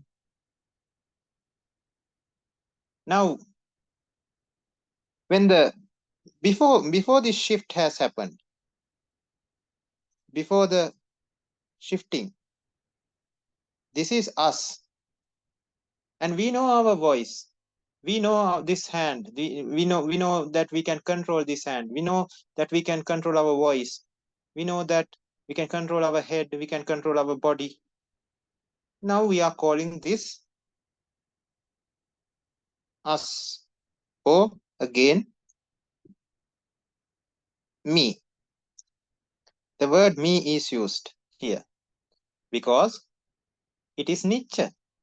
Can control according to the expectation. We expect to look right, we can. We expect to look left, we can. We think at least we can. So what happens when the shifting happens? When this happens, since the memory is also erased, we straight away got to the conclusion, this is me. And let's say this person is sweating. This person, first one is sweaty and wearing a shirt full of sweat. Now, do we find it disgusting after we have decided that it is me? No. It is our sweat. It's our phlegm. It is our, let's say this person is smelling. It's our smell. We don't have a problem. But what if this person is smelly? It is originally, it was us. And this person is, let's say, coughed, and some saliva was just came and it was on our face. Now that's a problem. Now we feel disgusted. Now that is why, this is about the illusion. Now this word me here or here was implemented or given or thought that way because that person thought this is according to our control according to our, we can control this according to our expectation. We expect to look right, we can. We expect to look left, we can. We expect to talk like this, we can expect to do this sermon, we think we can. But we know that it is in the deep explanations, we know after understanding the Paticcasamuppada, this is because of causes and effects. So that is why, because of anicca, it is not suitable to take this Rupa, Vedana, Sanya, Sankara, Vijnana as me. Because here also it's Rupa, Vedana, Sanya, Sankara, and Vijnana. Here also it is a set of Rupa, Vedana, Sanya, Sankara, Vijnana. Now this became me because we thought it could be controlled. This became me before because we thought it could be controlled. So that is why, because it is because of anicca, it's not suitable to take it as me. Then why is it not suitable to take it as mine? So if something is mine, we don't make ourselves, make things ourselves or belong to us if they are not valuable. Let's say there's this bomb. There's a bomb, and there's a flower vase. So what do we want to make ours? If there was a choice, you have a bomb, you have this bomb, or you have a flower vase. So if we were given the choice, we would not take the bomb because it can create suffering. We would buy the flower vase because it is blissful, falls under Panchakama. So we take these things because it is good, blissful, and we refuse things because they are bad. What if everything is bad? Dukkham bhayattena. Everything has that scary nature. Everything is just like a bomb. What is just like a bomb? Starting from this Panchaskandha, Rupa, Vedana, Sanya, Sankara, Vijnana, this body, everything is a bomb or on fire. And what if we touch fire? What if we embrace fire, hug fire? We would get burnt. So we would not want something on fire to ourselves. It's not suitable to take it as mine because it's on fire. For example, this hand, if I take it as mine, this is a hand, and and anything can happen to that hand. Someone can chop it, some disease can occur, some cancer can occur, and it can get hurt. It can get cuts and burns. And if somebody says, I have an extra hand, I can give it to you, and that hand would give misery to you. It would be always in pain. You would have the different conditions, and there would be necrosis and what everything is said, all that negative things. And we would not want that hand to ourselves. We would not buy that third hand. We would not say that it is mine. But somebody comes and sells us a third hand and says it is very useful. You can do more work. You can use that to maximize your effort, efficiency. and you can do anything with that hand.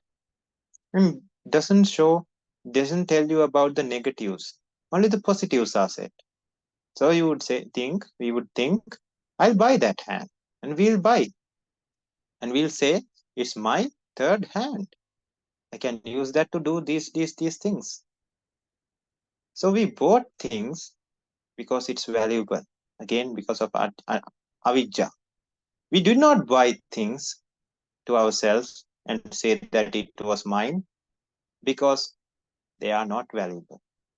So when somebody knows the dukkha nature and understands that dukkha nature is in each and everything in this world, it is a characteristic of all the items in this world, then that person would not go for these things and embrace these items which are on fire, saying that they are mine.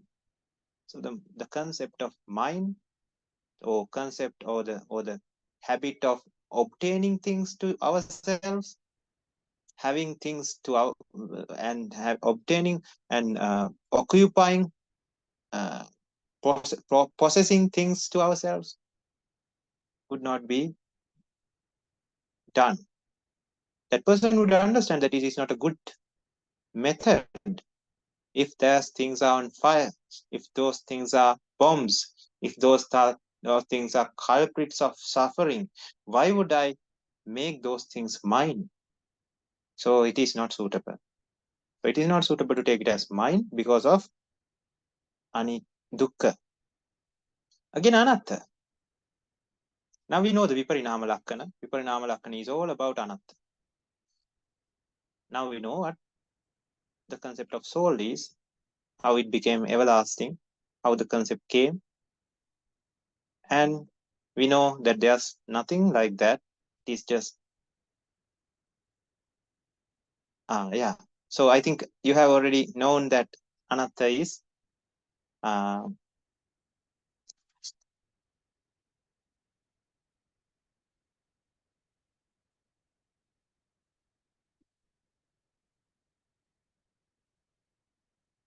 anatta is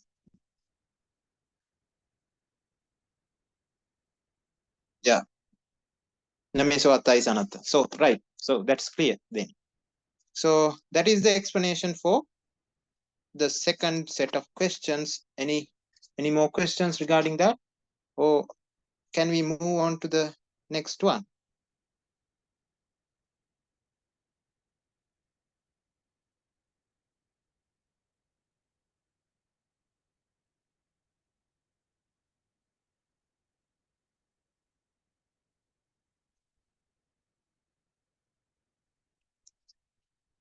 In other words, can we understand that question 1 Atta and question 2 Acha are related within same category but are used with slightly different meanings? They are connected. The meaning is very vast. So one side of the meaning is, we can say, if it's something like this phone. So anatta is if anatta is this phone, let's say in the first question, this side is more emphasized. This side is more prominently highlighted. And in the second one, it's this side, something like that. So it's the meaning is a bit it's very it has a very broad meaning. So yeah, I think it's clear. So then the next set of questions, I think there's another set of questions. The time has already passed. I don't know whether you can you have more time this week with today's discussion, or should we take this to the next week? If everybody is okay with, because I think we have another question with this karma vipaka as well. So I think I'll go through that as well before getting into that PDF.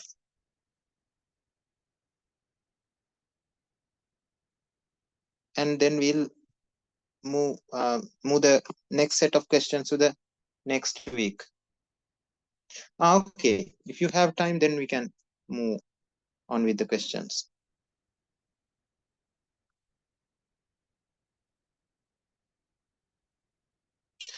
I understood through your teachings that anicca, dukkha, anatta are the core message of reality of all, the valueless of all, sabba or again ayatana, 18 dhatu, Patisampada aggregates of Patisampada. So all I want is just resolving the ambiguous in interpretation of sculptures. And please refer this to the part as well. This is about a Suryaloka.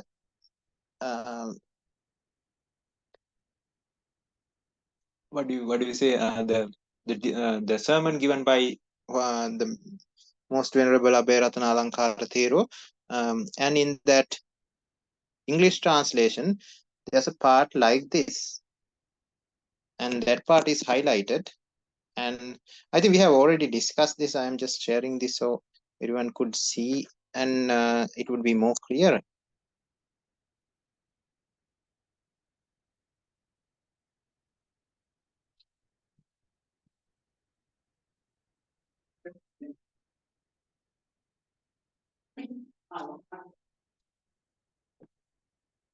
Give me a few seconds because I am taking a screenshot of that and I'm going to put that on the screen.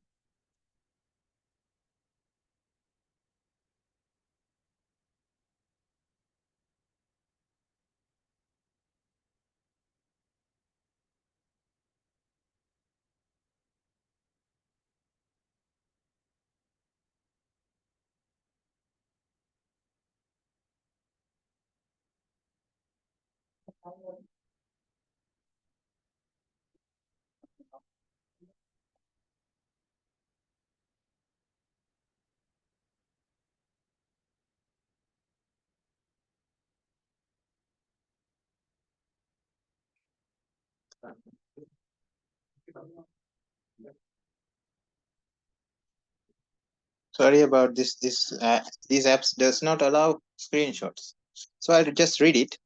So the highlighted part, the Supreme Buddha showed not to take the concept of Atma and Anatma, which does not align with the doctrine and is unsuitable for the realization of the doctrine. Reject both these concepts of existence of Atma or soul and non-existence of Atma or again non-existence of a soul. Do not ever think about it, then what was asked to be accepted. See whether it is Atta or Anatta. What does this mean? Today, it is explained as checking whether it is Atma or Anatma. But then, what is shown here? Artha, or Artha means meaningful, or Anartha, which is meaningless.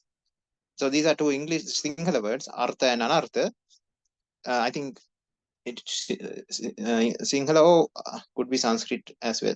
This is what is conceived today. I think that's what is explained by Vaharaka Thero here is he explains that Atma or soul is not a concept of our doctrine, our Buddhist way of teaching. But since that was a very big thing at that time and was very well embedded in the society about this concept of soul, it needs to be addressed. So that's why it has been used in many parts. But really, in reality, Anatta Lakkana, or the characteristic of Anatta, is not about anything about a soul, but it is about the Viparinama nature. And the characteristic of Viparinama gives the conclusion that there cannot be something called a soul, which is everlasting. Because Viparinama Lakkana is the opposite of everlasting. So that is what needs to be understood here. And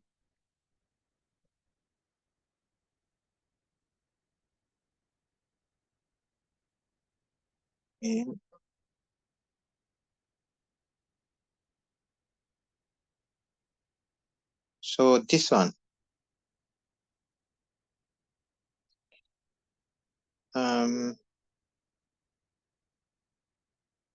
There's another picture. I'll share it here. And that is the end of this series of questions. And we have one more question in the other.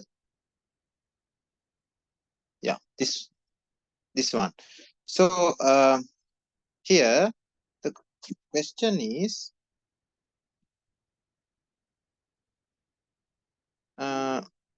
is it okay for me to know this? Okay. So Manorupa. Now, after initially taking in the images through the eyes, it is taken through the mano or the mind. Mental image is created, and that mental image is what we experience or what we feel. But we are conscious about that mental image which is created in our mind. So Manorupa as the nimitta. Now, I don't think it is very good to integrate everything into this Patisampada like this, because since yes, I can say that it has nothing wrong here, because it should be a Manorupa that is coming to Avijja and everything, but integrating everything here and creating a more bigger and bigger picture which is more complex is not the no, it is not the, what do you say, it is not the end goal. It is not the goal of us understanding Supreme Dhamma. So in Supreme Dhamma, it should be the opposite. Everything should get clearer and simpler by day. And as the time passes, our wisdom should become higher and wisdom should increase, and the complexity of Dhamma should start to reduce, making it very easy to understand. Now, having everything in one picture and integrating all the parts together might make it more complex rather than making it simple. Because even if somebody doesn't know anything about anything which is in this picture, still that person would be able to attain the full result, which is Arihatun. Just like in the case of Sunita, Sopaka, other small children who were only 7 years old, did not know anything. They just knew Raga is bad, Dosa is bad, Moha is bad. I should eliminate Raga, Dosa, Moha. And they did it, and they became Arhat. So that much of simple understanding also could get there. So I can say that there's nothing wrong with the here this Manorupa as the nimitta for Avijja. And the other place where the Namarupa is being said, I don't think Manorupa is the correct word there. So Namarupa is something very different. Namarupa, we have to take the name or the meaning of Namarupa depending on the context. Here, Avidya Sankara Vijnana, Namarupa Salayatana. So it is between Vijnana and Salayatana. So it should link Vijnana and Salayatana. What is linking Vijnana and Salayatana? So if it is about charging, so Vijnana was the corrupted mindset, and we need to create this organ system in a way that we can experience the same input that we gave to create the corrupted mindset. That means it should fulfill the need of the corrupted mindset. And for that, we need a specific organ system which is charged. So in that charged organ system, we can experience the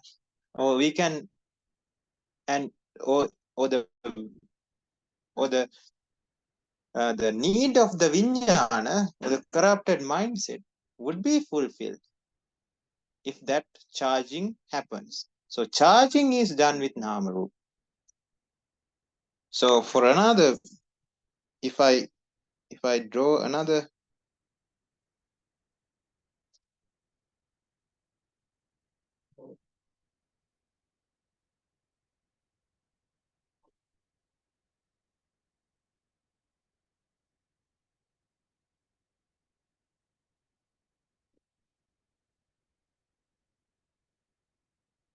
okay, so now we have this Vijnana, and we have Salayatana. So let's say this person likes watching sports cars. So this sports car is just a shape, just an image. But if Salayatana was created, or charged or deficient organ system was created through the Paticcasamuppada process, then the Phassa happens after that, and the Vedana happens after that, would be blissful. But for a person who does not like these sports cars, would not be able to have that kind of a pleasure by engaging or getting associated with these kind of a vehicle.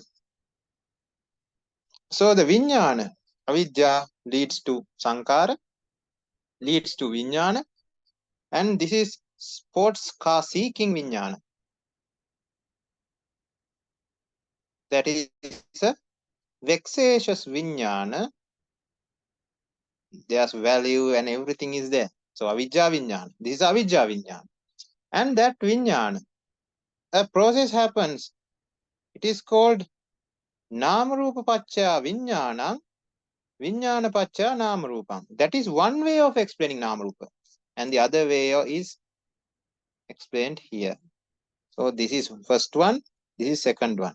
So that's why we cannot say that this is it and we don't have any other way of explaining it. No, there are plenty of ways of explaining it, and what limits that explaining power is our wisdom.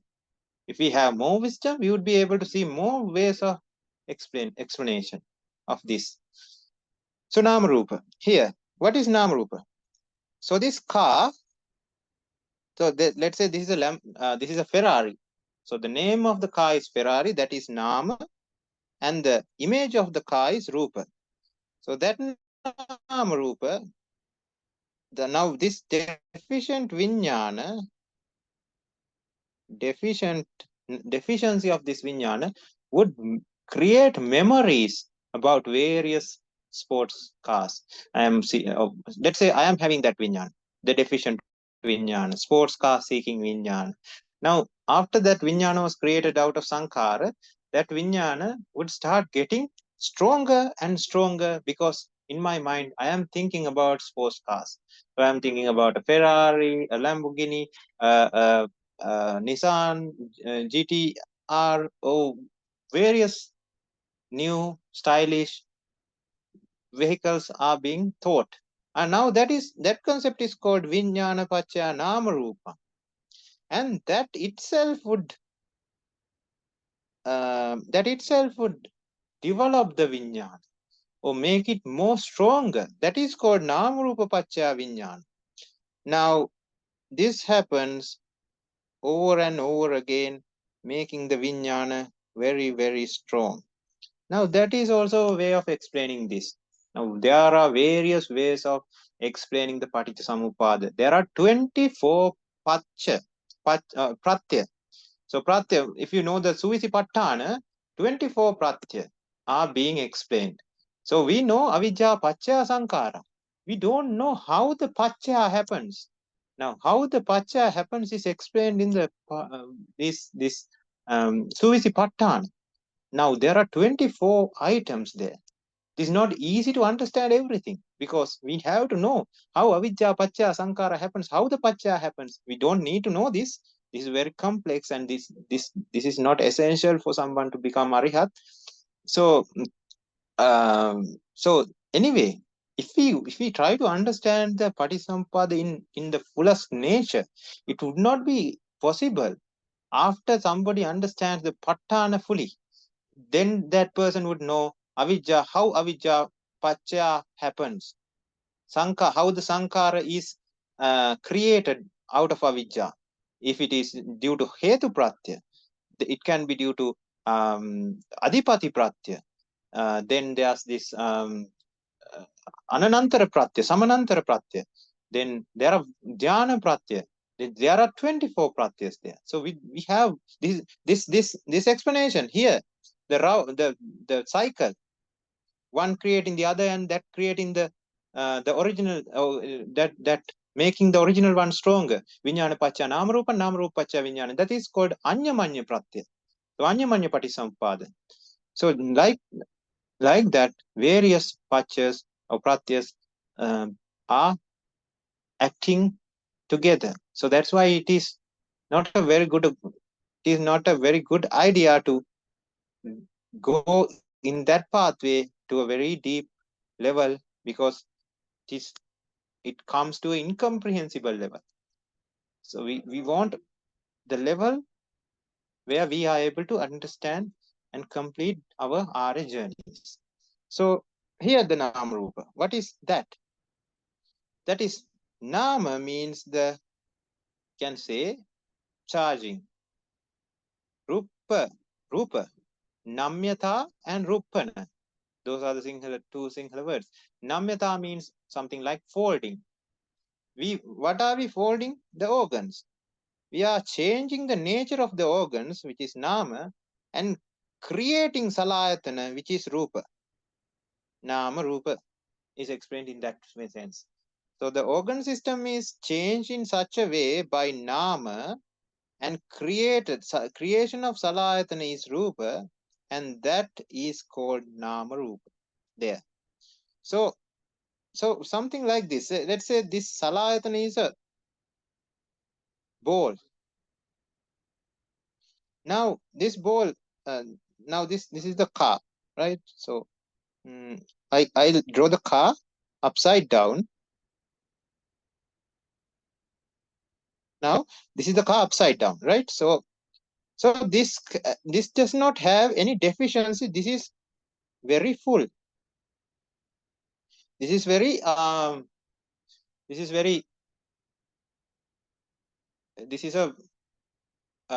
this has no deficiency. So what happens with Nama Rupa, the mechanism of Nama Rupa, is a deficiency is being created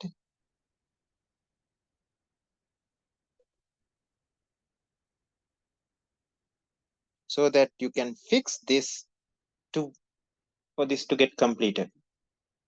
So we created a deficiency here. That is Nama Rupa. So when this is created, Passa leading to Vedana. The completion of a deficiency is felt as what you call a blissful Vedana. So initially this Nama Rupa is this. So this Nama Rupa is what punched this hole in the organ so it could be filled. I think it's clear. So you can understand that way as well. So these are various ways of understanding the same thing. So I tried to explain it so in a very graphical manner because it would be easier for everyone.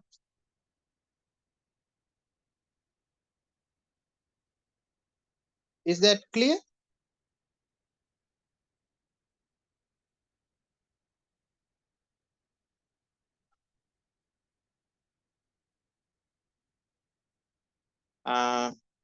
Is everything clear? I think those were the questions, and there's one more question about karma vipaka. Go through that as well, and then end today's discussion. So I'll read that question as well. Wait a second.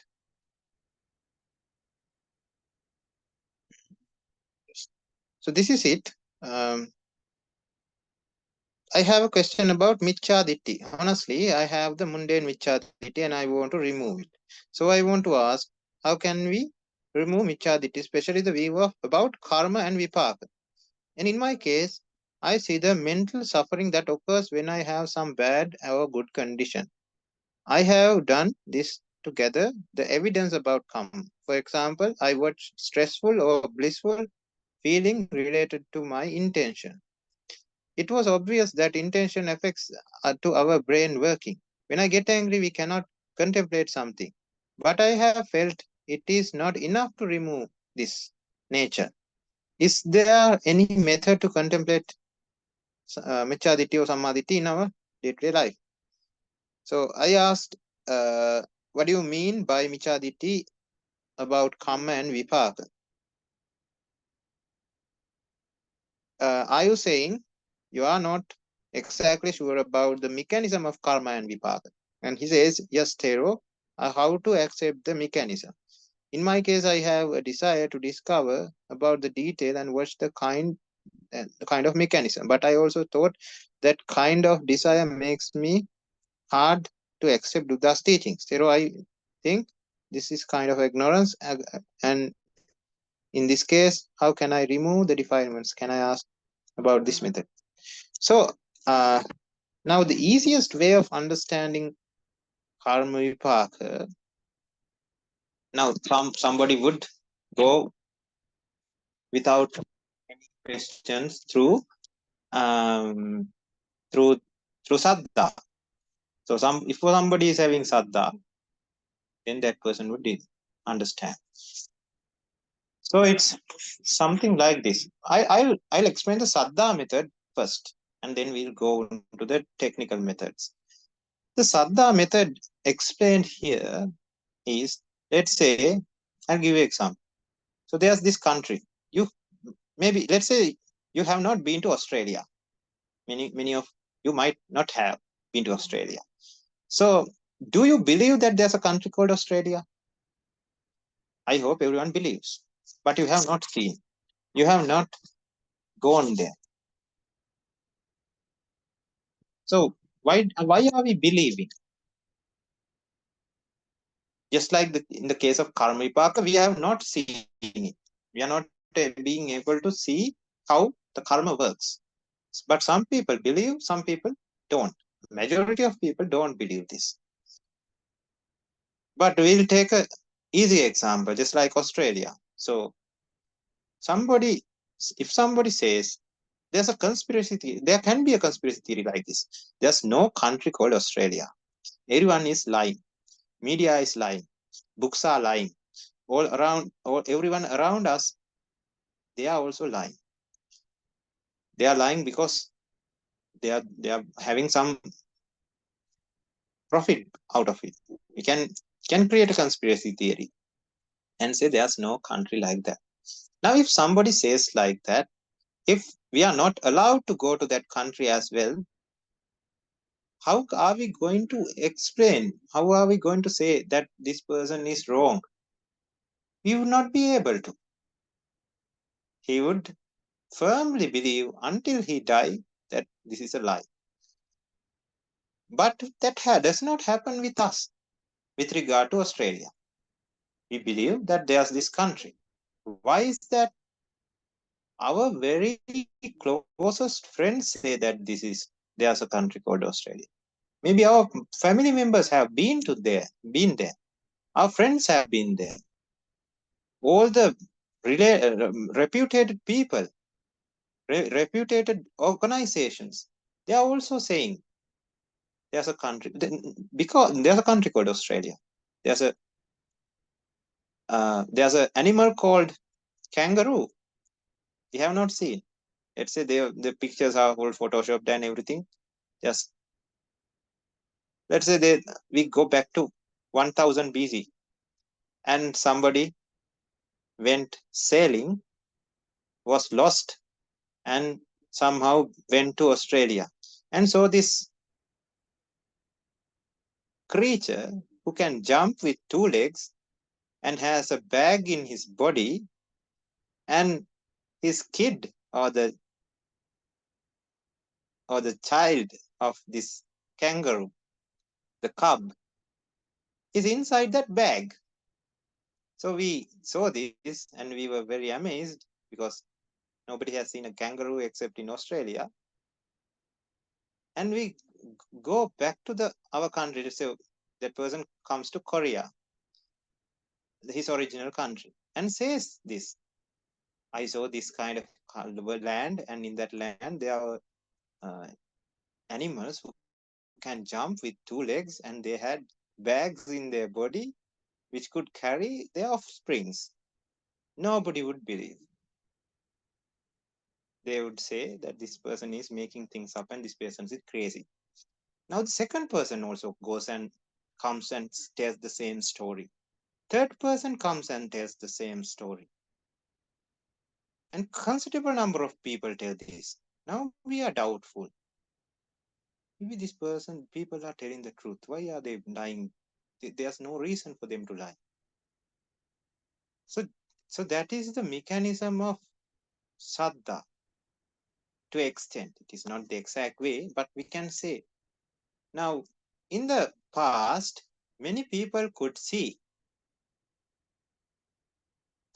the past lives, how he killed people and then as a result went to hell, how he did good and as a result went to the heaven, how this karma related in this vipaka. This could be seen by many people in the past because they had these dhyanas and all the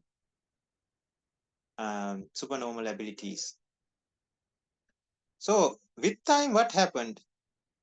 Just like we went to the 1000 BC, the opposite is happening when it comes to supernormal abilities and dhyanas. Now we are in the stone age of spirituality. In the stone age of spirituality, there are very less people who can have that experience, who can tell others that this is right. Karma and vipaka, they are something like that. When you do something, the bad or the good comes back to you just like a boomerang. So there's now not many people. Sometimes you won't meet even one who have first-hand experience about this. So we are understanding something written on books. So that's why there's a problem. Let's say there are 100 people and 90 of them can see this. Then the other 10 would automatically believe the 90%, saying, I don't have that ability yet, or I don't have that ability, but I can believe because everyone is saying that. So that is the way of Saddha. So the way of Saddha is one thing. It is very efficient. It does not need much understanding. But if the person is believing the truth, even if he knows the truth or believes the truth, the outcome is the same. Knowing or believing, if it is the truth, would do good to that person. But when it comes to karma and vipaka, this mechanism, what we need to understand is the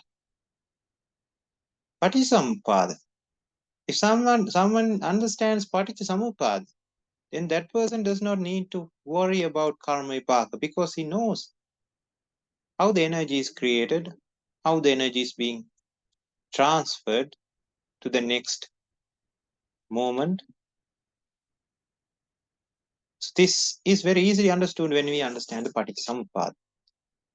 So eyes and images, we cannot believe that this meeting of the eyes and the image happens without a reason. It is a coincidence. That is not, it is, if somebody says that it is a coincidence, then there's a very big problem. Then that person does not believe Paticcasamuppada. And does not believe even science. In science, it says there could be a reason for everything. We don't know all the reasons. That's why they are looking for the reasons. They are looking for the reasons. They are looking for the end of this world, end of the universe. They are looking for that star, this star, and they are looking for the mind, where the mind is, how the mind is created. They are looking for reasons. Science is based on reasons. So if somebody is saying this coincidence and happens automatically without any reason, then that person does not believe science or Paticcasamuppada, both. So if somebody is believing Paticcasamuppada, or let's say reasons, then we have to have a reason for this image to come to our eyes, for this sound to come to our ears, and smell, taste, touch, and thought. There should be a reason. And that very mechanism is explained in Paticcasamuppada, how that happens. So if we do good things, abhisankara, avidya pacha punya abhisankara leads to punya abhivinyana. Punya abhivinyana leads to nama rupa, salayatana, passa, vedana, sanya, passa, vedana, tanha, upadana, bhava, jati, jara, marana, sukha, parideva, dukkha, domana, supayasa, sambhavanti. So in that, we have bhava, karma bhava, and upatti bhava. So there's this energy that is being deposited in the karma bhava that would come back to us. Since we have done the punya abhisankara, it would come as it is just like a boomerang. It comes back to us. So it comes back to us as a good thing, good energy, good image. So if it is about an image, so let's say we have helped others to see good images. We have donated, or we have given others good images to see, not bad ones, not horror things, not very corrupted things, but we gave them things like, let's say it's not about images, but it's about sounds. The example would be easier. So we say good things about people. We praise people. We say kind words. We say truthful words. We do not slander. We do not say meaningless words. So that is our punya abhisankara. We do good things. We say good things. Avidya pacha punya abhisankara, leading to punya abhivinyana, and goes on and leads to bhava. And in that bhava, this energy is deposited. And this energy it comes back to us in the future as, again, words to our ears. And these words are very kind, very soothing, very pleasant. And these are the words that we hear right now. If we are hearing these words right now, then we have created that energy before through a Paticcasamuppanna process. Through a Paticcasamuppanna process. So we are hearing Dhamma right now. So what you have done to deserve Dhamma, Dhamma words, Dhamma sermons. So you can work it out by going backwards. Then you must have associated with Buddha Sasanas and done good deeds, meritorious deeds, looking for this pure Dhamma. And that's why you are able to, you get the opportunity. Not everyone get the opportunity. Not everyone can. Many thousand, many millions of courses needs to be aligned. These internet connections should work. That itself has billions of courses.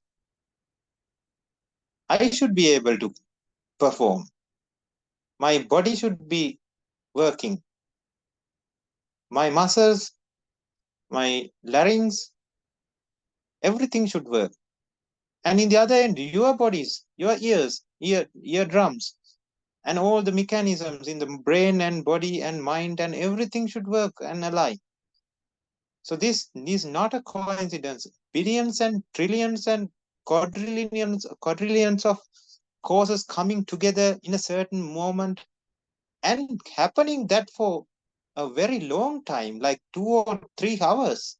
It's not a coincidence. It's due to causes. And those causes were created back by you during the samsaric journey and by associating with Buddha Sasanas. That has happened. Just like the person who said good things and he would receive good things, good words in the future. So that is the mechanism. It's very easy and straightforward, and it explains the problem. Otherwise, we get to more problems if we don't believe that. Then we don't know how that happens. Now we have to find this find the way. And the theories that come to explain, or theories that are made to explain those concepts are very, very odd and very, very complex. So this is a very straightforward, very easy way of understanding. Now, if we want to understand this or experience this firsthand, there's a pathway to that as well, just like in the scientific method. What we need to do is viviccehi kamehi, viviccehi akusalehi dhammehi, savitakkan, saviccharam, vivekajam, pritisukam, patamajjanam, upasampajja viharati. Just like that, the second dhyana, third dhyana, fourth dhyana, and in the fourth dhyana, we have the abhijñāpādaka caturtha dhyana, and in the abhijñāpādaka caturtha dhyana, one can master these extra supernormal abilities to see the past and then know for ourselves that yes, we have done this, we have killed that man, and as a result, I had to suffer like this. I chopped off this person's hand, and as a result, I had to live a person who is without limbs for this much of time. So that would be first-handly experience when one can achieve these qualities, and that is not for everybody. That is where Saddha comes. Saddha and a little bit of understanding would do the trick. I hope that's clear. If there's a problem regarding that as well. If you have a problem regarding this and this question, please type that to the chat, and if otherwise, can end the discussion today.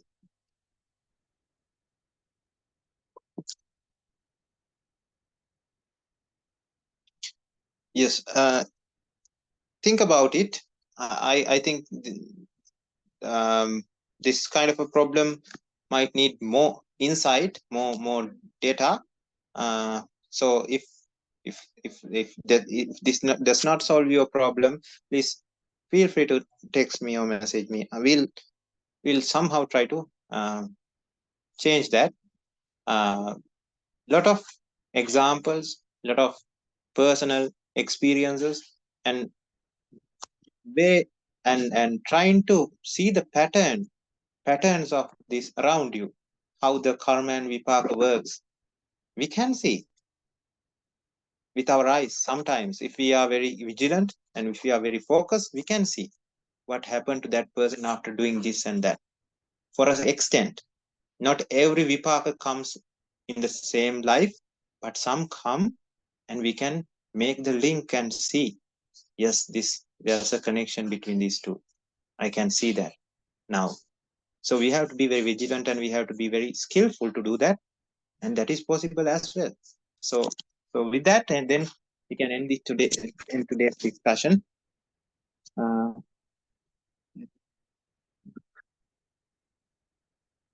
Mr. Tushan, if you are there, I think we can end the discussion. Otherwise, I'll move on with the end.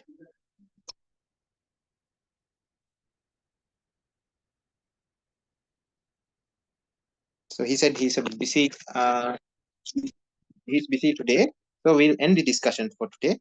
So today we have been discussing very important questions, especially related to the core concepts of Dhamma.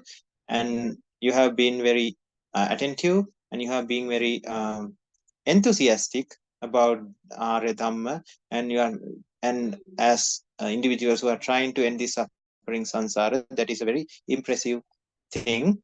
And you have been trying to understand these concepts and trying to end the suffering samsara as soon as possible. And that effort itself is noble. And the kaya karma, vachi karma, mano karma that were created throughout this almost 3 hours were very powerful. And that powerful meritorious power may help you to get the background that is needed to understand the supreme Dhamma and end the suffering samsara by attaining Nibbana. Accept this blessing with sadhukara. Sadhu, sadhu. Sadhu, sadhu, sadhu.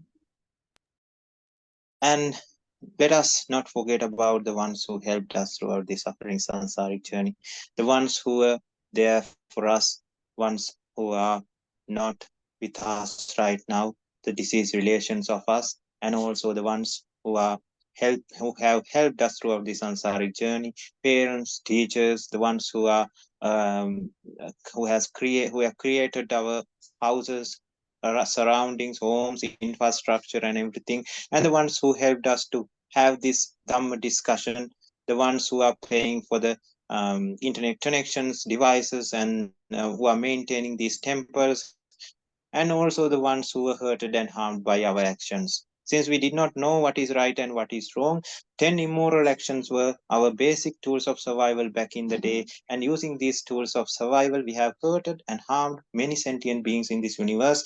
And let us seek forgiveness by understanding our faults, and let us send this meritorious power as a great compensation for our wrongdoings as well. So the deities in the 6 realms of gods and Brahmas in the 20 planes of Brahma, and all the sentient beings in the universe as well. Let us spread these immeasurable amounts of meritorious power to them as well, regardless of wherever they are in this universe, irrespective of their current state of being. If they are in miserable places, may they refrain from doing sins, may they replace those sins with meritorious deeds, and may they lead happy lives, ultimately understanding the reality of the world, attaining the supreme bliss of Nibbana. And until then, may they be happy and delighted, and may they rejoice on this meritorious power. Accept this, sending immeasurable amounts of meritorious power to all of them by sadhukara with metta and kindness. Sadhu, sadhu, Sadhu, sadhu, sadhu. Okay, we'll end today's discussion with this Pali stanza, where where the Mahasangharatna will be blessing Ayu, Vanna, Sapa, Bala, Patibhana, Jnana. Abhivadana series Nichang Vaddha Pichaino Chattaro Dhamma Vaddanti Ayuvanno Sukham Balang Ayurarogya Sampatti Sagga Sampatti Mevacha Ato Nibbana Sampatti Iminate Samichyatu. May everyone attain the supreme bliss of Nibbana. Theruvan Sarana. Teruvan sadhu, saranai. Sadhu, sadhu, sadhu. Silawantang, Teruvan saranai. Panditanga Sugam, Satipaṭṭhāna Thera Nangagatam Patipātiya, Saddha Siladaya Sambuddha Puttanga, Sadhu, sadhu, sadhu. Teruvan Sarana, everyone. Teruvan Sarana, everyone. Teruvan saranai. Sadhu, sadhu, sadhu. Teruvan.